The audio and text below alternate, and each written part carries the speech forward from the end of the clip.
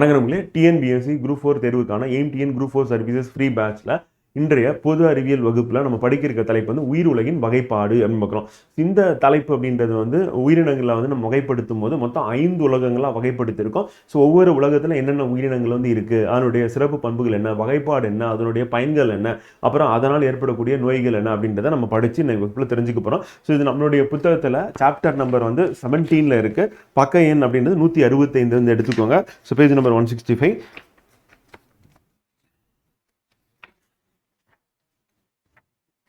Okay. So அதில் என்னென்ன துணை தலைப்புகள் வந்து தேர்வு நோக்கத்தில் இம்பார்ட்டன்ட் நம்ம என்னென்னலாம் பார்க்க போகிறோம் அப்படின்றத ஒரு கிளான்ஸ் பார்த்துட்டு நம்ம கிளாஸ்க்குள்ளே போயிடலாம். ஓகேங்களா? ஸோ ஃபஸ்ட்டு வந்து வகைப்பாட்டு முறைகள் யார் யார் என்னென்ன சொன்னால் 2 பெரும் பிரிவு, 3 பெரும் பிரிவு, 4 பெரும் பிரிவு, 5 பெரும் பிரிவு. இந்த 5 பெரும் பிரிவு தான் நம்ம 5 உலகங்கள் அப்படின்னு சொல்கிறோம். ஸோ அதில் முனிரா, புரோட்டிஸ்டா, பூஞ்சை, தாவரங்கள், விலங்குகள் சொல்லிட்டு மொத்தம் 5 உலகங்களாக இருக்குது. இந்த 5 உலகங்கள் 4 உலகங்களை நம்ம இன்றைய வகுப்பில் பார்ட் ஏல வந்து படிக்க போகிறோம். ஸோ பார்ட் பியில் வந்து பார்த்தீங்கன்னா விலங்கு உலகம் அப்படின்றத பற்றி நம்ம படிக்க போகிறோம் அப்படின்னு சொல்லி பார்க்குறோம். ஸோ இது யார் சொன்னால் அப்படின்றது நமக்கு இம்பார்ட்டன்ட். இந்த 5 பெரும் பிரிவு வந்து நம்ம ஒரு ஒப்பீடும் பண்ண போகிறோம். செல் தன்மை எப்படி இருக்கும், அந்த உடல் அமைப்பு எப்படி இருக்கும், அதோட செல் சுவர் எதனால் ஆனது, அந்த உணவட்டு முறை எப்படி இருக்கும் அப்படின்றதையும் நம்ம வந்து பார்க்க போகிறோம் ஒரே டேபிளில். இதுல இருந்து நமக்கு அப்படியே டைரக்டா क्वेश्चन வந்து வந்திருக்கு. முதல் உலகமா இருக்கக்கூடிய முதல் பெரும் பிரிவு நம்ம சொல்லக்கூடிய மொனிரா உலகம், அதனுடைய பொது பண்புகள் என்ன, அதுல இருக்கக்கூடிய பாக்டீரியாவோட வடிவங்கள் என்ன, அந்த பாக்டீரியாவோட மைல் கற்கள் இதுவரை என்னென்னலாம் கண்டுபிடிச்சிருக்காங்க பாக்டீரியா தொடர்பா, அப்புறம் அந்த பாக்டீரியாவின் பொருளாதார முக்கியத்துவம் அப்படின்றது மிக மிக முக்கியமானது. நம்ம தேர்வு நோக்கில் ஆல்ரெடி கேட்டிருக்காங்க. உதாரணத்துக்கு மண்ணோட வளத்தை பாக்டீரியா எப்படி அதிகரிக்கிறது, என்ன பாக்டீரியா என்னென்ன பண்ணுது, அது மாதிரி உயிர் எதிர்ப்பொருளா எந்தெந்த பாக்டீரியா வந்து நம்ம பயன்படுத்துறோம், அந்த மருந்தோட பெயர் என்ன, அதே மாதிரி தொழிற்சாலையில வந்து பாக்டீரியாக்கள் மூலியமா நம்ம என்ன உற்பத்தி பண்றோம் வந்து, அப்புறம் பாக்டீரியானால தாவரங்களுக்கு ஏற்படக்கூடிய நோய்கள் இருக்கு, அப்புறம் விலங்குகளுக்கு ஏற்படக்கூடிய நோய்கள், அப்புறம் மனிதனுக்கு ஏற்படக்கூடிய நோய்கள் சொல்லிட்டு அதை நம்ம பார்க்க போறோம். இதுதான் முதல் உலகத்தில் நம்ம படிக்க போறது முதல் பெரும் பிரிவு அப்படின்னு பார்க்கிறோம். இரண்டாவது பிரிவு அப்படின்னும் போது புரோட்டிஸ்டா அப்படின்ற உலகம் அப்படின்னு பார்க்கிறோம். ஸோ அதில் இருக்கக்கூடிய பொதுவான அம்சங்கள் என்ன அப்படின்னு பார்க்க போறோம். அதே மாதிரி புரோட்டிஸ்டா அப்படின்னு பார்க்கும்போது அதில் முக்கியமான ஒரு உயிரினம் வந்து யூக்ளினா, அதை பத்தி நம்ம தெரிஞ்சுக்க போறோம் சொல்லியிருக்கோம். அடுத்து வந்து பூஞ்சைகள் அப்படின்னு எடுக்கும் பொழுது வந்து பார்த்தீங்கன்னா அது மிகப்பெரிய ஒரு உலகமா இருக்குதுன்னு சொல்லி பின்னால தான் தெரிய வருது. ஸோ ஃபர்ஸ்ட் ஸ்டார்டிங்ல வந்து தாவரம் விலங்குன்னு சொல்லி ரெண்டா பிரிச்சாங்க. ஆனால் பின்னாடி பூஞ்சை அப்படின்றது தனி ஒரு உலகம் இருக்கு. பச்சையம்ன்றது தாவரம் கிடையாது அப்படின்னு சொல்லி பார்க்குறோம். ஸோ இப்போ இந்த பூஞ்சைகளோட உணவூட்ட முறை எப்படி இருக்கும், 3 வகையாக வந்து இருக்கு. சிறப்பு வகை வந்து 4வது வகை இருக்கு. அது என்னென்னு அப்படின்னு தெரிஞ்சுக்க போகிறோம். ஒரு பூஞ்சையின் முக்கியத்துவம், பொருளாதார முக்கியத்துவம், அதோட வகைப்பாடு நமக்கு இம்பார்ட்டன் தான். அதில் பொருளாதார முக்கியத்துவம் அப்படின்னு எடுக்கும்போது நுண்ணுயிர் புள்ளியா நமக்கு எப்படி பயன்படுகிறது, உணவா எந்தெந்த பூஞ்சை பயன்படுகிறது, அப்புறம் வைட்டமின்கள், மதுபானம், அப்புறம் வேளாண்மை, அப்புறம் அலெக்சாண்டர் ஃபிளமிங் வந்து பெனிசிலியம் கண்டுபிடிச்சாரு. ஸோ அதை பற்றின நமக்கு முக்கியமான பாயிண்ட்ஸ் வந்து என்னென்ன அப்படின்னு பார்ப்போம். அப்புறம் பூஞ்சை வேரியல்னா என்ன அப்படின்றது நம்ம தெரிஞ்சுக்கிறோம். பூஞ்சையால் ஏற்படக்கூடிய நோய்கள் அப்படின்போது தாவரங்களுக்கு என்ன நோய், விலங்குகளுக்கு என்ன நோய், மனிதர்களுக்கு என்ன நோய் அப்படின்றது நமக்கு இம்பார்ட்டன்ட். அதை நம்ம படிக்க போறோம். அப்புறம் பாசிக்கும் பூஞ்சைக்கும் உள்ள வேறுபாடு என்ன அப்படின்னு ஒரு அட்டவணையில நம்ம பார்க்க போறோம். அப்புறம் லைக்கன்கள் முக்கியமானது, அதனுடைய வகைப்பாடு, அதனுடைய உடல்புற அமைப்பின் அடிப்படையில் அதுக்கு என்னென்ன பேர் வச்சிருக்காங்க, அது நமக்கு எக்ஸாம்ல ஆல்ரெடி क्वेश्चन கேட்டிருக்காங்க அப்படின்றோம். இது வந்து நமக்கு 3வது உலகமா இருக்கு. 4வது உலகமா இருக்கிறது தாவர உலகம் அப்படின்னு. இந்த தாவர உலகத்தை பத்தினா சில முக்கியமான தகவல்கள் பார்த்துட்டு அதுக்கப்புறம் தாவர உலகத்தில் இருக்கக்கூடிய தாவரங்களின் தொகுப்பா வந்து மொத்தம் வந்து 5ஆ வந்து பிரிப்போம்.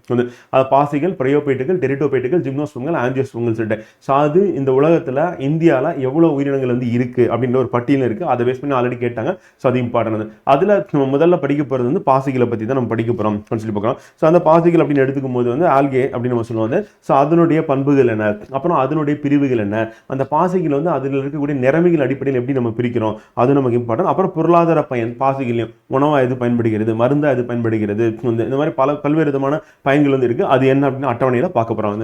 அதற்கு அடுத்து தாவர உலகத்தில் 2ஆவதா படிக்க போகிறது வந்து பிரயோபைட்டுகள் அப்படின்னு பார்க்குறோம். இது வந்து இருவாழ்விகள் சொல்கிறோம். ஏன் சொல்கிறோம் அப்படின்றத பார்ப்போம்.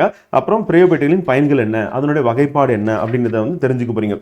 ஸோ அதுக்கு அடுத்து டெரிட்டோபைட்டுகள் அப்படின்னு பார்க்குறோம். டெரிட்டோபைட் அப்படின்னா உண்மையான நிலத்தாவரம் அப்படின்னு சொல்லுவோம். பார்த்தீங்கன்னா இதனுடைய வகைப்பாடு என்ன, இதனுடைய பயன்கள் என்ன அப்படின்றத நம்ம தெரிஞ்சுக்க போகிறோம். அடுத்து ஜிம்னோஸ்பம்கள் அப்படின்றது வந்து மிக முக்கியமான ஒன்று அப்படின்னு பார்க்குறோம். ஸோ அதனுடைய வகைப்பாடு, அதனுடைய பயன்கள் அப்படின்னு பார்க்குறோம். அண்ட் ஃபைனலாக வந்து பார்த்தீங்கன்னா தாவர உலகத்தில் 5ஆவதா நம்ம படிக்க இருக்கிறது என்ன அப்படின்னா வந்து ஆஞ்சியோஸ்பம்கள் அப்படின்னு பார்க்குறோம். ஸோ அதனுடைய வகைப்பாடு என்ன, ஒருவித்திலை தாவரம்னா என்ன, இருவித்திலை தாவரம்னா என்ன, அது எங்கே பயன்படுத்துகிறோம் அப்படின்றத நம்ம இந்த வகுப்பில் தெரிஞ்சுக்க போகிறோம் அப்படின்னு சொல்லி பார்க்குறோம். இதெல்லாம் இன்றைய வகுப்பில் நம்ம படிக்க இருக்கக்கூடிய துணை தலைப்புகள் அப்படின்னு பார்க்குறோம். இது எல்லாமே தேர்வு நோக்கில் மிக முக்கியமானது தான். ஸோ வாங்க படிப்போம். படிச்சுட்டு நீங்கள் போயிட்டு வந்து ரிவிஷன் பண்ணுறது அப்படின்றது முக்கியம். அப்புறம் இதில் நம்ம ப்ரீவியஸ் கொஸ்டினில் என்ன கேள்வி கேட்டாலும் எல்லா கேள்வியும் நம்ம டெஸ்ட் ப்ராக்டிஸ் பண்ணி பார்க்கறது அப்படின்றத நீங்கள் ஆப்பில் போயிட்டு பண்ணிட்டீங்க அப்படின்னா கரெக்டாக இருக்கும் சொல்லி பார்க்குறேன். ஸோ வாங்க ஃபர்ஸ்ட் உயிர் உலகின் வகைப்பாடு அப்படின்னு எடுக்கும்போது ஆரம்ப கட்டத்தில் என்ன பண்ணாங்க அப்படின்னா வெறும் சிம்பிளா வந்து 2 தான் இருக்கு அப்படின்னு சொல்லிட்டு முடிவு பண்ணி வகைப்படுத்தினாங்க அப்படின்னு பார்க்குறோம். ஸோ பண்ணது யார் அப்படின்னா கரோலஸ் லின்னேயஸ் வந்து பண்றாரு அப்படின்னு பார்க்குறோம். ஸோ அவருடைய வகைப்பாட்டில் என்ன இருக்கு அப்படின்னா வந்து பிளான்டே அனிமாலியா அப்படின்னா பிளான்டேனா தாவரத்தை குறிக்குது அப்படிங்கிறோம். ஸோ அனிமாலியா அப்படின்றது வந்து எதை குறிக்குதுன்னா விலங்கு குறிக்குது அப்படின்னு பார்க்குறோம். இது தாவரத்தை குறிக்குது, இது வந்து விலங்கு குறிக்குது. ஸோ இதுதான் வந்து அவருடைய வகைப்பாடாக வந்து இருக்கு அப்படின்னு பார்க்குறோம். ஸோ அதுக்கடுத்து எர்னஸ்ட் ஹெக்கல் வந்து என்ன பண்றாரு அப்படின்னா புரோட்டிஸ்டா பிளான்டே அனிமாலியா. இந்த புரோட்டிஸ்டா அப்படின்றது என்ன அப்படின்னா வந்து தாவர மிதவை நுண்ணுயிரிகள் விலங்கு மிதவை நுண்ணுயிரிகள் சொல்லிட்டு வந்து ஒரு செல் உயிரினங்கள் வந்து இருக்கு அப்படிங்கிறோம். ஸோ அப்போ அந்த ஒரு செல்லா இருக்கக்கூடியது ஸோ அது எங்க இருக்கும் அப்படின்னா வந்து பார்த்தீங்கன்னா நீர்ல இருக்கக்கூடியது அப்படின்னு பார்க்குறோம். ஸோ அதுல தாவரமும் இருக்கு விலங்கு இருக்கு, அதான் புரோட்டிஸ்டா கிங்டத்துல வர்றது அப்படின்னு பார்க்குறாங்க. அதை ஆட் பண்றாரு. கோப்லாண்ட் வரும்போது என்ன பண்றாரு அப்படின்னா மொனிரா அப்படின்னு சொல்லி தனி ஒரு உலகத்தை கொண்டு வராரு. இதுல மெயினா யார் இருக்கான்னா பாக்டீரியா இருக்கு அப்படிங்கிறோம். ஸோ அப்போ இவருடைய ஆடிங் அப்படின்றது வந்து பார்த்தீங்கன்னா மொனிரா அப்படின்றது ஆட் பண்றாரு. அண்ட் ஃபைனலா ஆர்எச் விட்டேக்கர் வரும்போது என்ன சொல்றாரு, பூஞ்சைகள் அப்படின்றது தாவரத்தை சார்ந்தது கிடையாது, ஏன்னா பச்சையமற்றது அப்படின்னு. அப்போ பூஞ்சைன்னு சொல்லி தனியாக ஒரு உலகத்தை நம்ம கிரியேட் பண்ணுவோம் அப்படின்னு சொல்லிட்டு ஆர்எச் விட்டேக்கர் வந்து 5 உலகமா 5 பெரும் பிரிவா வந்து பிரிக்கிறாரு அப்படிங்களா. ஸோ அப்போ உலகங்கள் அப்படின்னு பெரும் பிரிவுகள் அப்படின்னு எடுத்துட்டா இப்போ கடைசியா இருக்கிறது ஆர்எச் விட்டேக்கருடைய இது அப்படிங்கிறோம். ஸோ அதுதான் 5 உலகங்களா இருக்கு. இதுல நம்ம முனிரா புரோட்டிஸ்டா பூஞ்சைகள் பிளான்டே அனிமாலியா அப்படிங்கிறோம். அந்த அனிமாலியா அப்படின்றது என்னன்னா விலங்கு உலகம் அப்படிங்கிறோம். புரோட்டிஸ்டானா ஒரு செல் உயிரினங்களா இருக்கக்கூடிய நீர்ல இருக்கக்கூடிய தாவர மிதவை நுண்ணுயிரிகள், அதாவது பைட்டோ பிளாங்டன் அப்படின்னு சொல்லுவாங்க.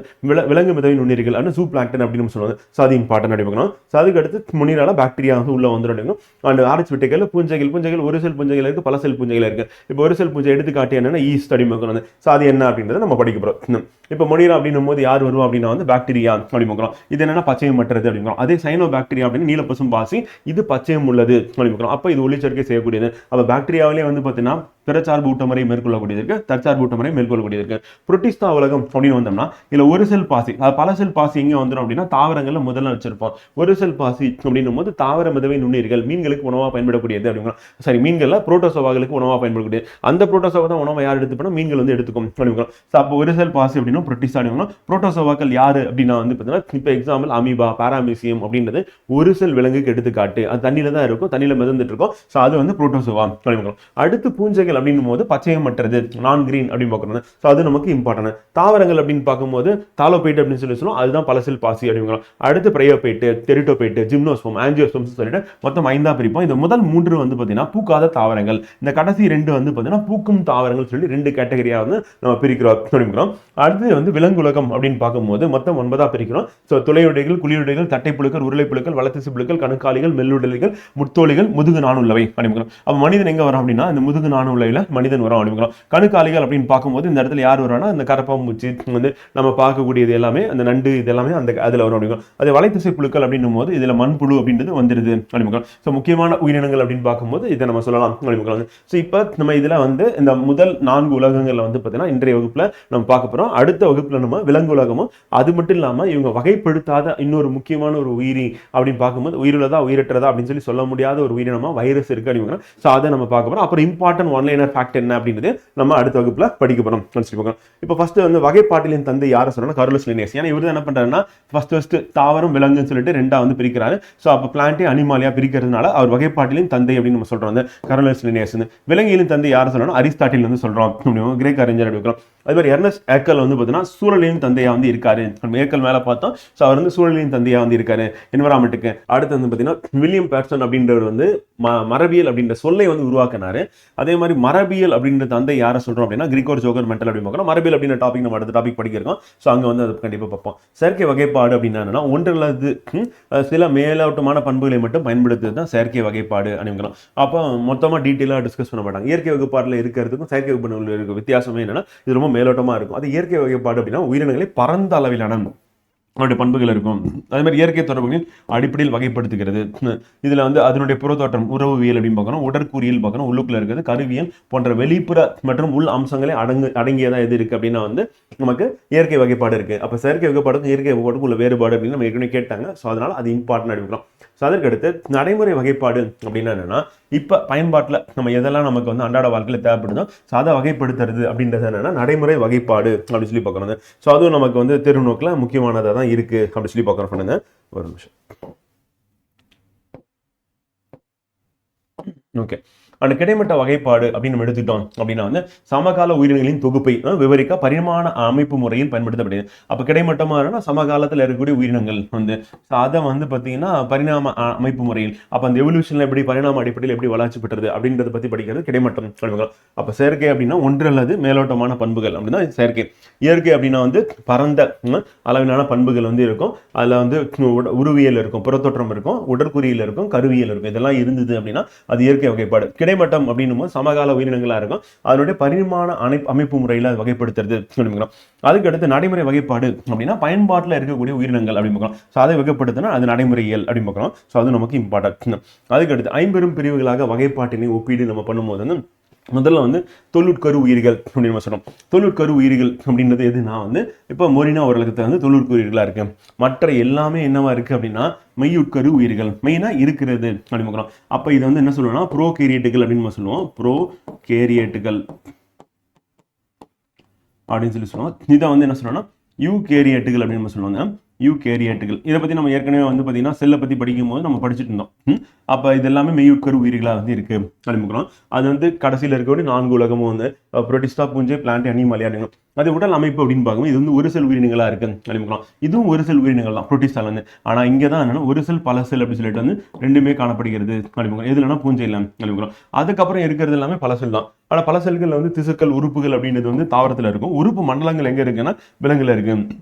மற்ற எத்தனை வகையான உறுப்பு மண்டலங்கள் இந்த மனிதனில் இருக்குது அப்படின்னா மனிதன் அப்படின்னு எடுத்துக்கும் போது வந்து பார்த்தீங்கன்னா 8 வகையான உறுப்பு மண்டலங்கள் வந்து இருக்குது அப்படின்னு. அது நம்ம உடலியல் அப்படின்ற டாப்பிக்ல படிக்க தான் வரும். செல் சுவர் அப்படின்னு பார்க்கும்போது தாவரத்தின் உடலம் எதனால் ஆனதுன்னா செல்லுலோசால் ஆனது அப்படின்னு நமக்கு தெரியும். ஸோ அப்போ அதை கரெக்டாக நம்ம போட்டுருவோம். அதே மாதிரி விலங்குக்கு என்ன கிடையாது அப்படின்னா செல் சுவர் கிடையாது அப்படிங்க. அதையும் கரெக்டாக போட்டுருவீங்க. இல்லை பிரச்சனையே வரப்போகுதுன்னா. ஆனால் இது வந்து பாக்டீரியா இருக்கு அப்படின்னா அதுக்கு செல் சுவர் இருக்கு. அந்த செல் சுவர் எதனால் ஆனதுன்னா பெப்டிடோகிளைகான், மியூகோபெப்டைடுகளால் ஆனது. இது ஆல்ரெடி கேட்டிருக்காங்க, இம்பார்ட்டன்ட். அதே வந்து நம்ம புரோட்டிஸ்டா அப்படின்ற கிங்டத்தில் ஒரு செல் பாசி இருக்கு, அதுக்கு என்னன்னா செல்லுலோசால் ஆனது. ஒரு செல் விலங்கு அமீபா, பாராமிசியம் இருக்கு அப்படின்னா அதுக்கு செல் சுவர் காணப்படுவதில்லை அப்படிங்கிறது. அதே வந்து பூஞ்சை உலகம் அப்படின்னு எடுக்கும்போது அதனுடைய உடலம் வந்து செல்லுலோஸால் ஆனது அல்லது கைட்டினால் ஆனது. இது கேட்டிருக்கேன். அப்போ அந்த செல்லுலோஸ் கைட்டின் அப்படின்றது இம்பார்ட்டன்ட். அது பெப்டிடோகிளைகான், மியூகோபெப்டைட் அப்படின்றது நமக்கு இம்பார்ட்டன்ட் தேர்வு நோக்கில் அப்படி வைக்கிறோம். ஸோ அதை நமக்கு கேள்வியாக கேட்டுருவாங்க அப்படின்றது இம்பார்ட்டன்ட். உணவூட்ட முறை அப்படின்னு பார்க்கும்போது நம்ம பாக்டீரியா அப்படின்னு எடுக்கும் பொழுது நீலப்பசும்பாசி நம்ம என்ன சொன்னோம் தற்சார்பு ஊட்டமுறை அப்படி பார்க்குறோம். அதே சில நீலப்பசும்பாசினா பாக்டீரியா அது தற்சார்பு. சில பாக்டீரியங்கள் வந்து பார்த்தீங்கன்னா ஆழ்கடல்ல சூரிய ஒளி போகாத இடத்துல வாழ்ந்துட்டு இருக்கு. அது என்ன பண்ணுது அப்படின்னா வந்து வேதி தற்சார்பு ஊட்டமுறையா வந்து இருக்கு, வேதி சார்பு. அதே ஒளி சார்பு அப்படின்னும் போது நீலப்பசும்பாசி சொல்லலாம். அதே மற்ற பாக்டீரியங்கள் என்னன்னா சார்பூட்டம், பிற ஊட்ட உயிரிகளா இருக்கு. அப்போ ஒட்டுண்ணியா இருக்கும் அல்லது சார்புண்ணியாக காணப்படுகிறது. அப்போ தற்சார்பு, பிற சார்பு அப்படின்றது ரெண்டுமே இருக்கு பாக்டீரியா. தற்சார்பு அப்படின்னும் போது ஒளி சார்பு, வேதி சார்பு அப்படின்னு சொல்லி 2 வகையா வந்து பிரிக்கிறோம் அப்படிங்கலாம். அடுத்து தற்சார்பு ஊட்டமுறைக்கு எடுத்துக்காட்டு அப்படின்னும் போது ஒரு செல் பாசி வந்து சொல்லலாம். அதே மாதிரி பிற சார்பு ஊட்டமுறை அதுல இருந்து இருக்கு. எடுத்துக்காட்டு ஒரு செல் விலங்கு, புரோட்டிஸ்டாக்கள் அப்படின்னு பார்க்குறோம். அதான் வந்து நம்ம அமீபா, பாராமிசியம் அப்படின்னு பார்த்தோம். யூக்ளினாவோட பிற சார்பு ஊட்டமுறை மேற்கொள்ளணும் இரவு நேரத்தில். பகல் நேரத்தில் வந்து தற்சார்பு ஊட்டமுறை மேற்கொள்ளணும் சூரிய ஒளி இருக்கும் பொழுது அப்படின்னு பார்க்கலாம். அடுத்து சார்பூட்ட முறை அப்படின்னு பார்க்கும்போது ஒட்டுண்ணிகளாவோ அல்லது சாருண்ணிகளாவோ இருக்கு அப்படிங்கிறோம். யார் அப்படின்னா பூஞ்சை வந்து எடுத்துக்காட்டுன்னு பார்க்கணும். அது மாதிரி தாவர உலகம் அப்படின்னா தற்சார்பு தான், அதுவும் ஒளி சார்பு தான் இருக்கு. ஆனா பாக்டீரியால மட்டும் என்ன இருக்கு, ஒளி மட்டும் கிடையாது, வேதி சார்பு முறையும் இருக்கு அப்படிங்கிறோம். விலங்குகள் அப்படின்னும் போது என்னது சார்பூட்ட முறை தான், விலங்கூட்ட முறைகள் அப்படிங்கிறோம். அப்போ உணவு வந்து எப்படி எடுக்குதுன்னா விழுங்குது அப்படிங்கிறோம். அப்போ சார்பூட்ட முறை தொண்டை வழியாக விழுங்குது அப்படிங்கிறோம். ஸோ இது நம்ம கம்பேர் பண்ணும்போது ஒப்பீடு பண்ணும்போது வந்து பார்த்தீங்கன்னா நம்ம 5 உலகங்களை கம்பேர் பண்ணும்போது செல்லின் தன்மை எப்படி இருக்கு, உடல் அமைப்பு எப்படி இருக்கு, செல் சுவர் எதனால் ஆனது, அந்த உணவோட்ட முறை எப்படி இருக்கு அப்படின்னு பார்க்குறோம். இதன் அடிப்படையில் ஏற்கனவே கேள்வி நமக்கு கேட்டுட்டாங்க அப்படிங்கிறோம். ஸோ அது இம்பார்ட்டன்ட் வந்து. ஸோ அதுக்கு அடுத்து முனிரா உலகம் முதல் உலகமா இருக்கிறது, முதல் பெரும்பிரிவு அப்படிங்கிறோம். முனிரா உலகத்தில் யார் இருக்கா அப்படின்னு பார்த்தீங்கன்னா பாக்டீரியா இருக்கு, சைனோ பாக்டீரியங்கள் இருக்கு. இது எதனால் ஆனதுன்னா ஒரு செல்லால் ஆனது. அப்புறம் உண்மையான உட்கரு இல்லை அப்படிங்கிறோம். நம்ம ஏற்கனவே வந்து பார்த்தோம் ப்ரோகேரியட்டுகள் அப்படின்னும் போது நம்ம என்ன சொன்னோம், உண்மையான உட்கரு இருக்காது. அதே மாதிரி உள்ளுறுப்புகளில் வந்து பார்த்தீங்கன்னா உள்ளுறுப்புகளில் சவ்வு வந்து காணப்படாது அப்படின்னு பார்த்தோம். உட்கரை சுற்றி என்ன இருக்காங்கன்னா சவ்வு இருக்காது அப்படின்னு பார்த்தோம். அதனால உண்மையான உட்கரு இல்லை அப்படின்னு பார்க்கலாம். இதுல தற்சார்பு அப்படின்னா நீலப்பசும் பாசி நம்ம எடுத்துக்காட்டா சொல்லலாம். பிறச்சார்பு அப்படின்னா வந்து பாக்டீரியா வந்து சொல்லலாம். இதுல பாக்டீரியாக்கள் அப்படின்னு பார்க்கும்போது இப்போ ஸ்டெஃபலோகாக்கஸ் அப்படின்ற ஆரியாஸ் அப்படின்றது என்னன்னா தொற்றுநோய் ஏற்படுத்தக்கூடிய ஒரு பாக்டீரியா வந்து இருக்கு அப்படின்னு. அதே மாதிரி ரைசோபியம் அப்படின்றது பாக்டீரியா தான். இது வந்து லெகுமினஸ் அப்படின்னா பட்டாணி தாவரங்களுக்கு அந்த தாவரங்கள்ல நைட்ரஜனை நிலைநிறுத்தும் முக்கியமான ஒரு பாக்டீரியாவா இது வந்து இருக்கு அப்படின்னு. அதே மாதிரி இந்த பாக்டீரியா வந்து என்ன பண்ணுன்னா அந்த லெகுமினஸ் தாவரங்கள் வேர்ல வந்து இருக்கு, வேர் முடிச்சுல இருக்கு. அதனால இது என்ன சொல்லணும், கூட்டுயிரி வாழ்க்கை வாழக்கூடிய பாக்டீரியா அப்படின்னு நம்ம சொல்றோம். இதனுடைய ஒரு பாயிண்டா வந்து அடிஷனல் பாயிண்டா நம்ம எடுத்துக்கலாம். ஓகேவா? அடுத்து பாக்டீரியங்களின் வகைகள் அப்படின்னு பார்க்கும்போது கோல் வடிவம், கோல வடிவம், கால் புள்ளி வடிவம், சுருள் வடிவம் சொல்லிட்டு மொத்தம் 4 வகையான வடிவங்கள்ல பாக்டீரியா வந்து காணப்படுகிறது.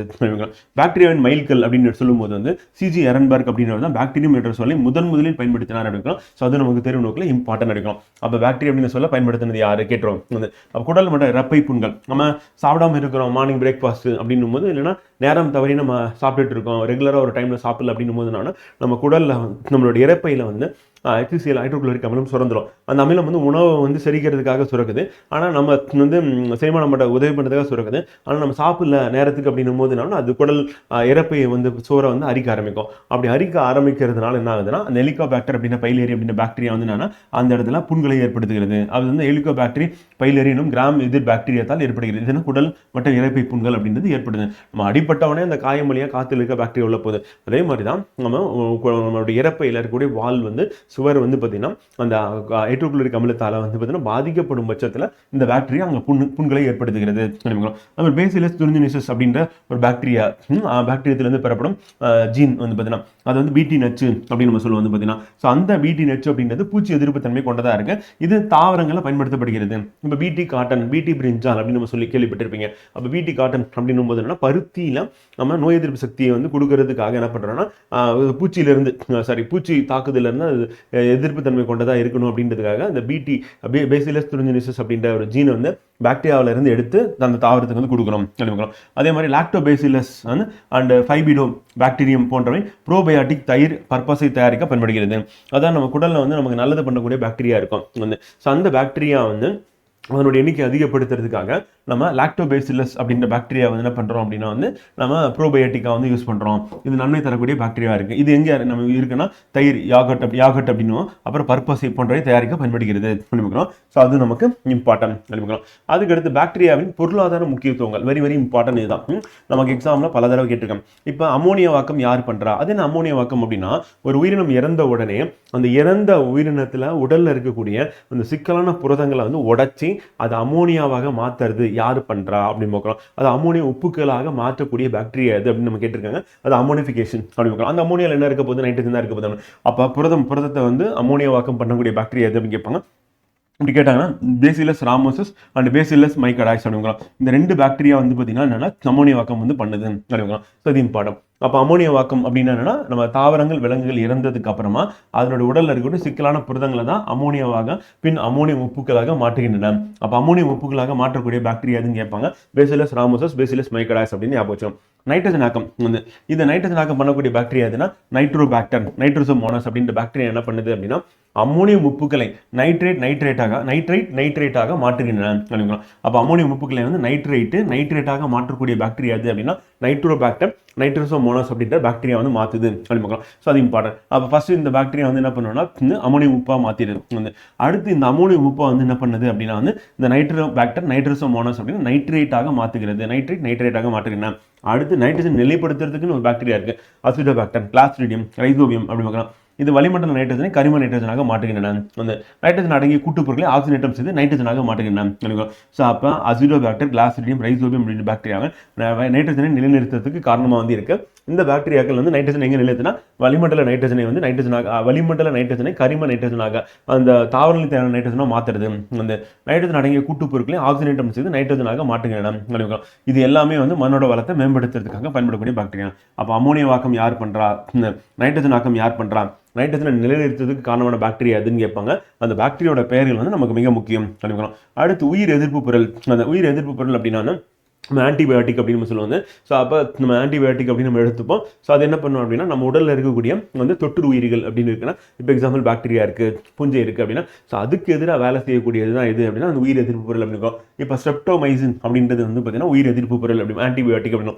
இது எதுக்கு யூஸ் பண்ணுறோம் அப்படின்னா வந்து சிறுநீரக குழாய் தொடர்பான சிறுநீர் குழாய் அப்படின்னா வந்து நம்ம தொற்று அந்த உறுப்பில் வந்து அந்த குழாயில் ஏற்படும் தொற்று நோய் அது. அப்புறம் நம்ம காசநோய் சொல்லுவோம் எலும்பு நோய் அது. அடுத்து மூளைச்சவ்வு பாதிப்பு மெனிஞ்சைட்டிஸ் அப்புறம் நிமோனியா காய்ச்சல் போன்ற நோய்களுக்கு இது மருந்தாக பயன்படுகிறது. ஸோ அப்போ ஸ்ட்ரெப்டோமைசின் அப்படின்றது எதுக்கு மருந்தை யூஸ் பண்ணுறோம் அப்படின்னா வந்து யூரினரி இன்ஃபெக்ஷன் ஒன்று, ரெண்டாவது வந்து எலும்புருக்கி நோய் டிபி அப்படின்னு சொல்லலாம். ஸோ அது அடுத்து மூளைச்சவ்வு பாதிப்பு மீனிஞ்சிட்டிஸ் அப்படின்னு பார்க்கலாம். அடுத்து நிமோனியா ஃபீவர் அப்படின்னு பார்க்கலாம். இதுக்கு வந்து ஸ்ட்ரெப்டோமைசின் யூஸ் ஆகும். அடுத்து ஆரியோமைசின் அப்படின்றது எதுக்கு யூஸ் ஆகுது அப்படின்னா கக்குவான் இருமல், கண் தொற்றுதல், இதுக்கு கண் சம்பந்தப்பட்ட தொற்றுதலுக்கு மருந்தாக பயன்படுது. அப்போ கக்குவான் இருமலுக்கும் கண் தொற்றுக்கும் நம்ம என்ன பண்ணோம், ஆரியோமைசின் யூஸ் பண்ணுறோம். குளோரோமைசிட்டின் அப்படின்றது யூஸ் பண்ணுறோம் டைபாய்டு காய்ச்சலுக்கு மருந்தாக குணப்படுத்த ஆன்டிபயோட்டிக் இதான் டாக்டர் சொல்லி கொடுப்போம். டைபாய்டு இருக்கு அப்படின்னா அப்போ குளோரோமைசிட்டின் அப்படின்னு மெடிசன் வந்து கொடுப்பாங்க. அந்த பேசிட்ராசின் அப்படின்னும் போது என்னன்னா மேக நோய் அப்படின்னு சொல்லிட்டு நம்ம வந்து செக்ஷுவல் டிசீஸ்னு சொல்லுவோம், வந்து சிப்ளிஸ். ஸோ அதுக்கு மருந்தாக பேசிட்ராசின் வந்து பயன்படுகிறது. அண்ட் பாலிமிக்சின் அப்படின்றது வந்து பார்த்தீங்கன்னா பாக்டீரியா நோய்களை குணப்படுத்துகிறது. பாலிமிக்சின் அப்படின்னா பாக்டீரியா நோய்கள் சில வகை பாக்டீரியா நோய்களை குணப்படுத்துகிறது. அப்போ நம்ம எதெல்லாம் வந்து பார்த்தீங்கன்னா நம்ம உயிர் எதிர்ப்பு பொருள் பாக்டீரியா வந்து பெறப்படுகிறது, பாக்டீரியாக்கு எதிராகவே வேலை செய்யுது அப்படின்னா ஒன்று செப்டோமைசின் அப்படி பார்க்குறோம், அடுத்து ஆரியோமைசின், குளோரோமைசின், பேசிட்ராசின் அண்டு பாலிமிக்சின் அப்படி பார்க்கலாம். சரி பட்டம் நம்ம தொழிற்சாலையில் லாக்டிக் அமிலம் அப்படின்னு தயார் பண்ணுறதுக்கு அதாவது ஸ்ட்ரெப்டோகாக்கஸ் லாக்டிஸ் வந்து இல்லை லாக்டோபேசிலஸ் வந்து இந்த லாக்டோபேசிலஸ் அப்படின்னு வந்துச்சுனாவே வந்து அது பால் சம்மந்தப்பட்டது அப்படின்னு. இப்போ பாலில் உள்ள லாக்டோஸ் அப்படின்ற சர்க்கரையை வந்து லாக்டிக் அமிலமாக மாற்றக்கூடியது எதுனா இந்த பாக்டீரியா அப்படின்னு. அப்போ லாக்டிக் அமிலம் தயாரிக்கணும் அப்படின்னா ஸோ அதுக்கு வந்து லாக்டோபேசிலஸ் அப்படின்ற பாக்டீரியா தான் காரணமாக இருக்குது. எங்கேருந்து தயார் பண்ணுறாங்க அப்படின்னா பாலில் இருந்து அப்படின்னு. அடுத்து வெண்ணெய் அப்படின்னு பார்க்குறோம், அது பாலில் இருந்து வரும். அங்கேயும் லாக்டிஸ் அப்படின்ற பாக்டீரியா தான் பயன்படுத்தி வெண்ணெய் தயார் பண்ணுறோம். பாலாடை கட்டி அங்கேயும் லாக்டோபேசிலஸ் அப்படின்ற பாக்டீரியா தான் நமக்கு யூஸ் ஆகுது. தயிர் அப்படின்னா அங்கேயும் லாக்டோபேசிலஸ் வந்து, யோகர்ட் அப்படின்னா லாக்டோபேசிலஸ் வந்து, அண்ட் வினிகர் அப்படின்னு இதோட முடிஞ்சது. ஸோ அப்போ இது வரைக்கும் வந்து பார்த்தீங்கன்னா நம்ம எல்லாமே பாலில் இருந்து தயார் பண்ணக்கூடிய பொருட்கள் தான். எதுனா வந்து லாக்டிக் அமிலம், வெண்ணெய், பாலாடை கட்டி, தயிர், யோகர்ட், இது எல்லாத்துக்குமே வந்து லாக்டிஸ் அண்ட் லாக்டோபேசிலஸ் அப்படின்ற பேர் மட்டும் ஞாபகம் வச்சுக்கோங்க. அதுதான் காரணமாக இருக்குது அப்படின்னு சொல்லி போட்டுடலாம் எக்ஸாம்பிள் கேட்டேன்னா. அடுத்து அசிட்டிக் அமிலம் அப்படின்னு வந்து ஏற்கனவே வந்து கெமிஸ்ட்ரியில் வந்து படிச்சிருப்போம். வந்து அமிலங்கள் அதனுடைய சோர்ஸ் அப்படி சொல்லிட்டு வந்து இது வந்து வீரியம் குறைந்த அமிலம் அப்படின்னு எடுத்துக்காட்டு வந்து அசிட்டிக் அமிலம் பார்த்துருப்போம். CH3COOH அப்படின்னு நம்ம படிச்சிருப்போம். இந்த அசிட்டிக் அமிலம் எங்கேருந்து தயார் பண்ணுறோம் அப்படின்னா வெள்ளப்பாகிலிருந்து வந்து எத்தில் ஆல்கஹால் கிடைக்கும். அந்த எத்தில் ஆல்கஹாலை வந்து நம்ம நொதித்தல் மூலமா நம்ம என்ன பண்ணுறோம்னா வினிகர் அசிட்டிக் அமிலம் அப்படின்னு தயாரிக்கப்படுகிறது. ஸோ வெள்ளப்பாகில இருந்து நம்ம என்ன பண்ணுவோம், ஏற்கனவே நொதித்தல் முறையில் ஈஸ்ட் போட்டு ஆல்கஹால் ப்ரொடியூஸ் பண்ணிடும். அந்த ஆல்கஹால்ல இருந்து திருப்பி நம்ம வினிகர் அப்படின்னு ப்ரொடியூஸ் பண்ணுவோம். அப்போ ஃபஸ்ட்டு ஈஸ்ட் வந்து பூஞ்சையை பயன்படுத்துகிறோம். ரெண்டாவது என்ன பண்ணணும், அசிட்டோபாக்டர் அசிட்டி அப்படின்ற பாக்டீரியாவை தான் நம்ம பயன்படுத்துகிறோம். அப்போ வினிகர் தயாரிக்க பயன்படக்கூடியது பாக்டீரியா வந்து. ஆனால் ஃபஸ்ட்டு என்ன பண்ணுவோம், எத்தில் ஆல்கஹால் அப்படின்னு ப்ரொடியூஸ் பண்ணுறதுக்கு வெள்ளப்பாகில இருந்து ஈஸ்ட்டை போட்டு அதுலேருந்து நம்ம எத்தில் ஆல்கஹால் தயார் பண்ணுறோம் ஆரம்பிக்கிறோம். ஸோ அதுக்கு அடுத்து ஆல்கஹால் அசிட்டோன் அப்படின்றதும் அந்த பியூட்டைல் ஆல்கஹால், மித்தைல் ஆல்கஹால் அப்படின்னு தயாரிக்க எது பயன்படுத்தினா கிளாஸ்ட்ரீடியம் அசிட்டோ பியூட்டலிக்கம் அப்படின்னு பாக்டீரியா காரணமாக இருக்குது. இது காற்றுனா சுவாச பாக்டீரியாக்கள் வெள்ளப்பாகிலிருந்து நொதித்தல் வழி அசிட்டோன் ஆல்கஹால் தயாரிக்க உதவுகிறது. ஸோ அப்போ நமக்கு alcohol acetone, butyl alcohol, methyl alcohol அப்படின்றது கிளாஸ்ட்ரீடியம் அசிட்டோ பியூட்டலிக்கம் அப்படின்ற பாக்டீரியா வந்து இருக்கு. இது என்ன பண்ணுது அப்படின்னா காற்றில்லாத சுவாசத்தலில் வந்து நம்ம வெள்ளப்பாகில இருந்து நொதித்தல் முறையில் அசிட்டோன் ஆல்கஹால் தயாரிக்க பண்ணணும். அப்போ ஆல்கஹால் எத்தில் ஆல்கஹால் கேட்டால் அங்கே ஈஸ்ட் போடணும். வந்து இங்கே வந்து பார்த்தீங்கன்னா அசிட்டோன் ஆல்கஹால் அப்படின்னு பார்க்கும்போது butyl alcohol and methyl alcohol அப்படின்னு பார்க்குறோம். ஸோ அப்போ butyl alcohol, methyl alcohol, acetone அப்படின்னு கொடுத்தாங்கன்னா அந்த இடத்துல பாக்டீரியா தான் காரணமாக இருக்கு. எத்தில் ஆல்கஹால் அப்படின்னும் போது இதை தயார் பண்ணுறதுக்கு வந்து பார்த்தீங்கன்னா ஈஸ்ட் வந்து காரணமாக இருக்குது. ஈஸ்ட் அப்படின்றது பூஞ்சை, பாக்டீரியா கிடையாது வந்து, அது வந்து காரணமாக இருக்குது அப்படி பார்க்கலாம். ஸோ அப்போ எது கேட்குறாங்க அப்படின்றத பொறுத்து நம்ம கரெக்டாக வந்து போடுற மாதிரி இருக்கும். அப்புறம் நார்களை பிரித்து எடுக்கிறது வந்து, இப்போ தென்னை மட்டை இருக்குது, இளநி கூடு இருக்குது. இப்போ இளநி வந்து வெட்டினதுக்கு அப்புறம் அது இருக்குல்ல, ஸோ அதை எடுத்துகிட்டு போய் தண்ணியில் போட்டு அதை ஊற வைப்பாங்க. அப்படி ஊற வைக்கிறதுக்கு பேர் என்னன்னா ரெட்டிங் அப்படின்ற ப்ராசஸ். இந்த ஊறும் போது கிளாஸ்ட்ரீடியம் டெரிசியம் அப்படின்ற பாக்டீரியா நீரில் இருக்கும். அந்த பாக்டீரியா நாராக பிரிச்சிடும். அப்போ நார் தரும் தாவரங்கள்லேருந்து நார்களை பிரித்தெடுக்க செயலுக்கு ரெட்டிங் அப்படின்ற பேர் வந்து. இதை பண்ணக்கூடிய பாக்டீரியா யாருன்னா கிளாஸ்ட்ரீடியம் டெரிசியம் அப்படின்ற பாக்டீரியா வந்து பண்ணுது. இப்போ சணல் இருக்குது அப்படின்னா தாவரம், சணல் தாவரத்தை வெட்டி நீர்நிலையில் போட்டுருவாங்க வந்து. அப்போ நீரில் ஊறிட்டு இருக்கும். அப்படி ஊறும் போது நாராக பிரியறதுக்கு ஒரு பாக்டீரியா காரணமாக இருக்குது. அப்போ அந்த பாக்டீரியோட பேர் என்ன, கிளாஸ்ட்ரீடியம் டெரிசியம் அப்படிங்க. அடுத்து வைட்டமின்கள் உற்பத்தி பண்ணுறதுக்கும் நம்ம பாக்டீரியா டிபெண்ட் பண்ணியிருக்கோம். இப்போ ஈகோலை அப்படின்னு பாக்டீரியா வந்திருக்கு, எச்சரிசியா கோலை பாக்டீரியா அப்படின்னு சொல்லுவோம். இது மனிதனின் குடற்பகுதியில் வாழக்கூடியது ஆரம்பிக்கிறோம். அப்போ அந்த மனித குடற்பகுதியில் வாழக்கூடிய இந்த பாக்டீரியா என்ன பண்ணுன்னா அதிக அளவு நமக்கு வைட்டமின் கே அப்புறம் வைட்டமின் பி கூட்டுப்பொருட்களை உற்பத்தி செய்கிறது. அப்போ நம்ம குடல்லே வந்து பாக்டீரியா வந்து இருக்கு. இது நமக்கு நல்லது பண்ணக்கூடிய பாக்டீரியா. இந்த பாக்டீரியா வந்து வைட்டமின் கே வைட்டமின் பி உற்பத்திக்கு காரணமாக இருக்கு ஆரம்பிக்கிறோம். ஸோ அதுக்கு அடுத்து வந்து கிளாஸ்ட்ரீடியம் அசிட்டோ பியூட்டலிக்கம் அப்படின்ற பாக்டீரியா வந்து சர்க்கரை பொருளிலிருந்து நொதித்தல் மூலமாக வைட்டமின் பி அப்படின்றது பெற காரணமாக இருக்குது. ஒரு பக்கம் குடல்லே வைட்டமின் பி உற்பத்தி ஆகுது.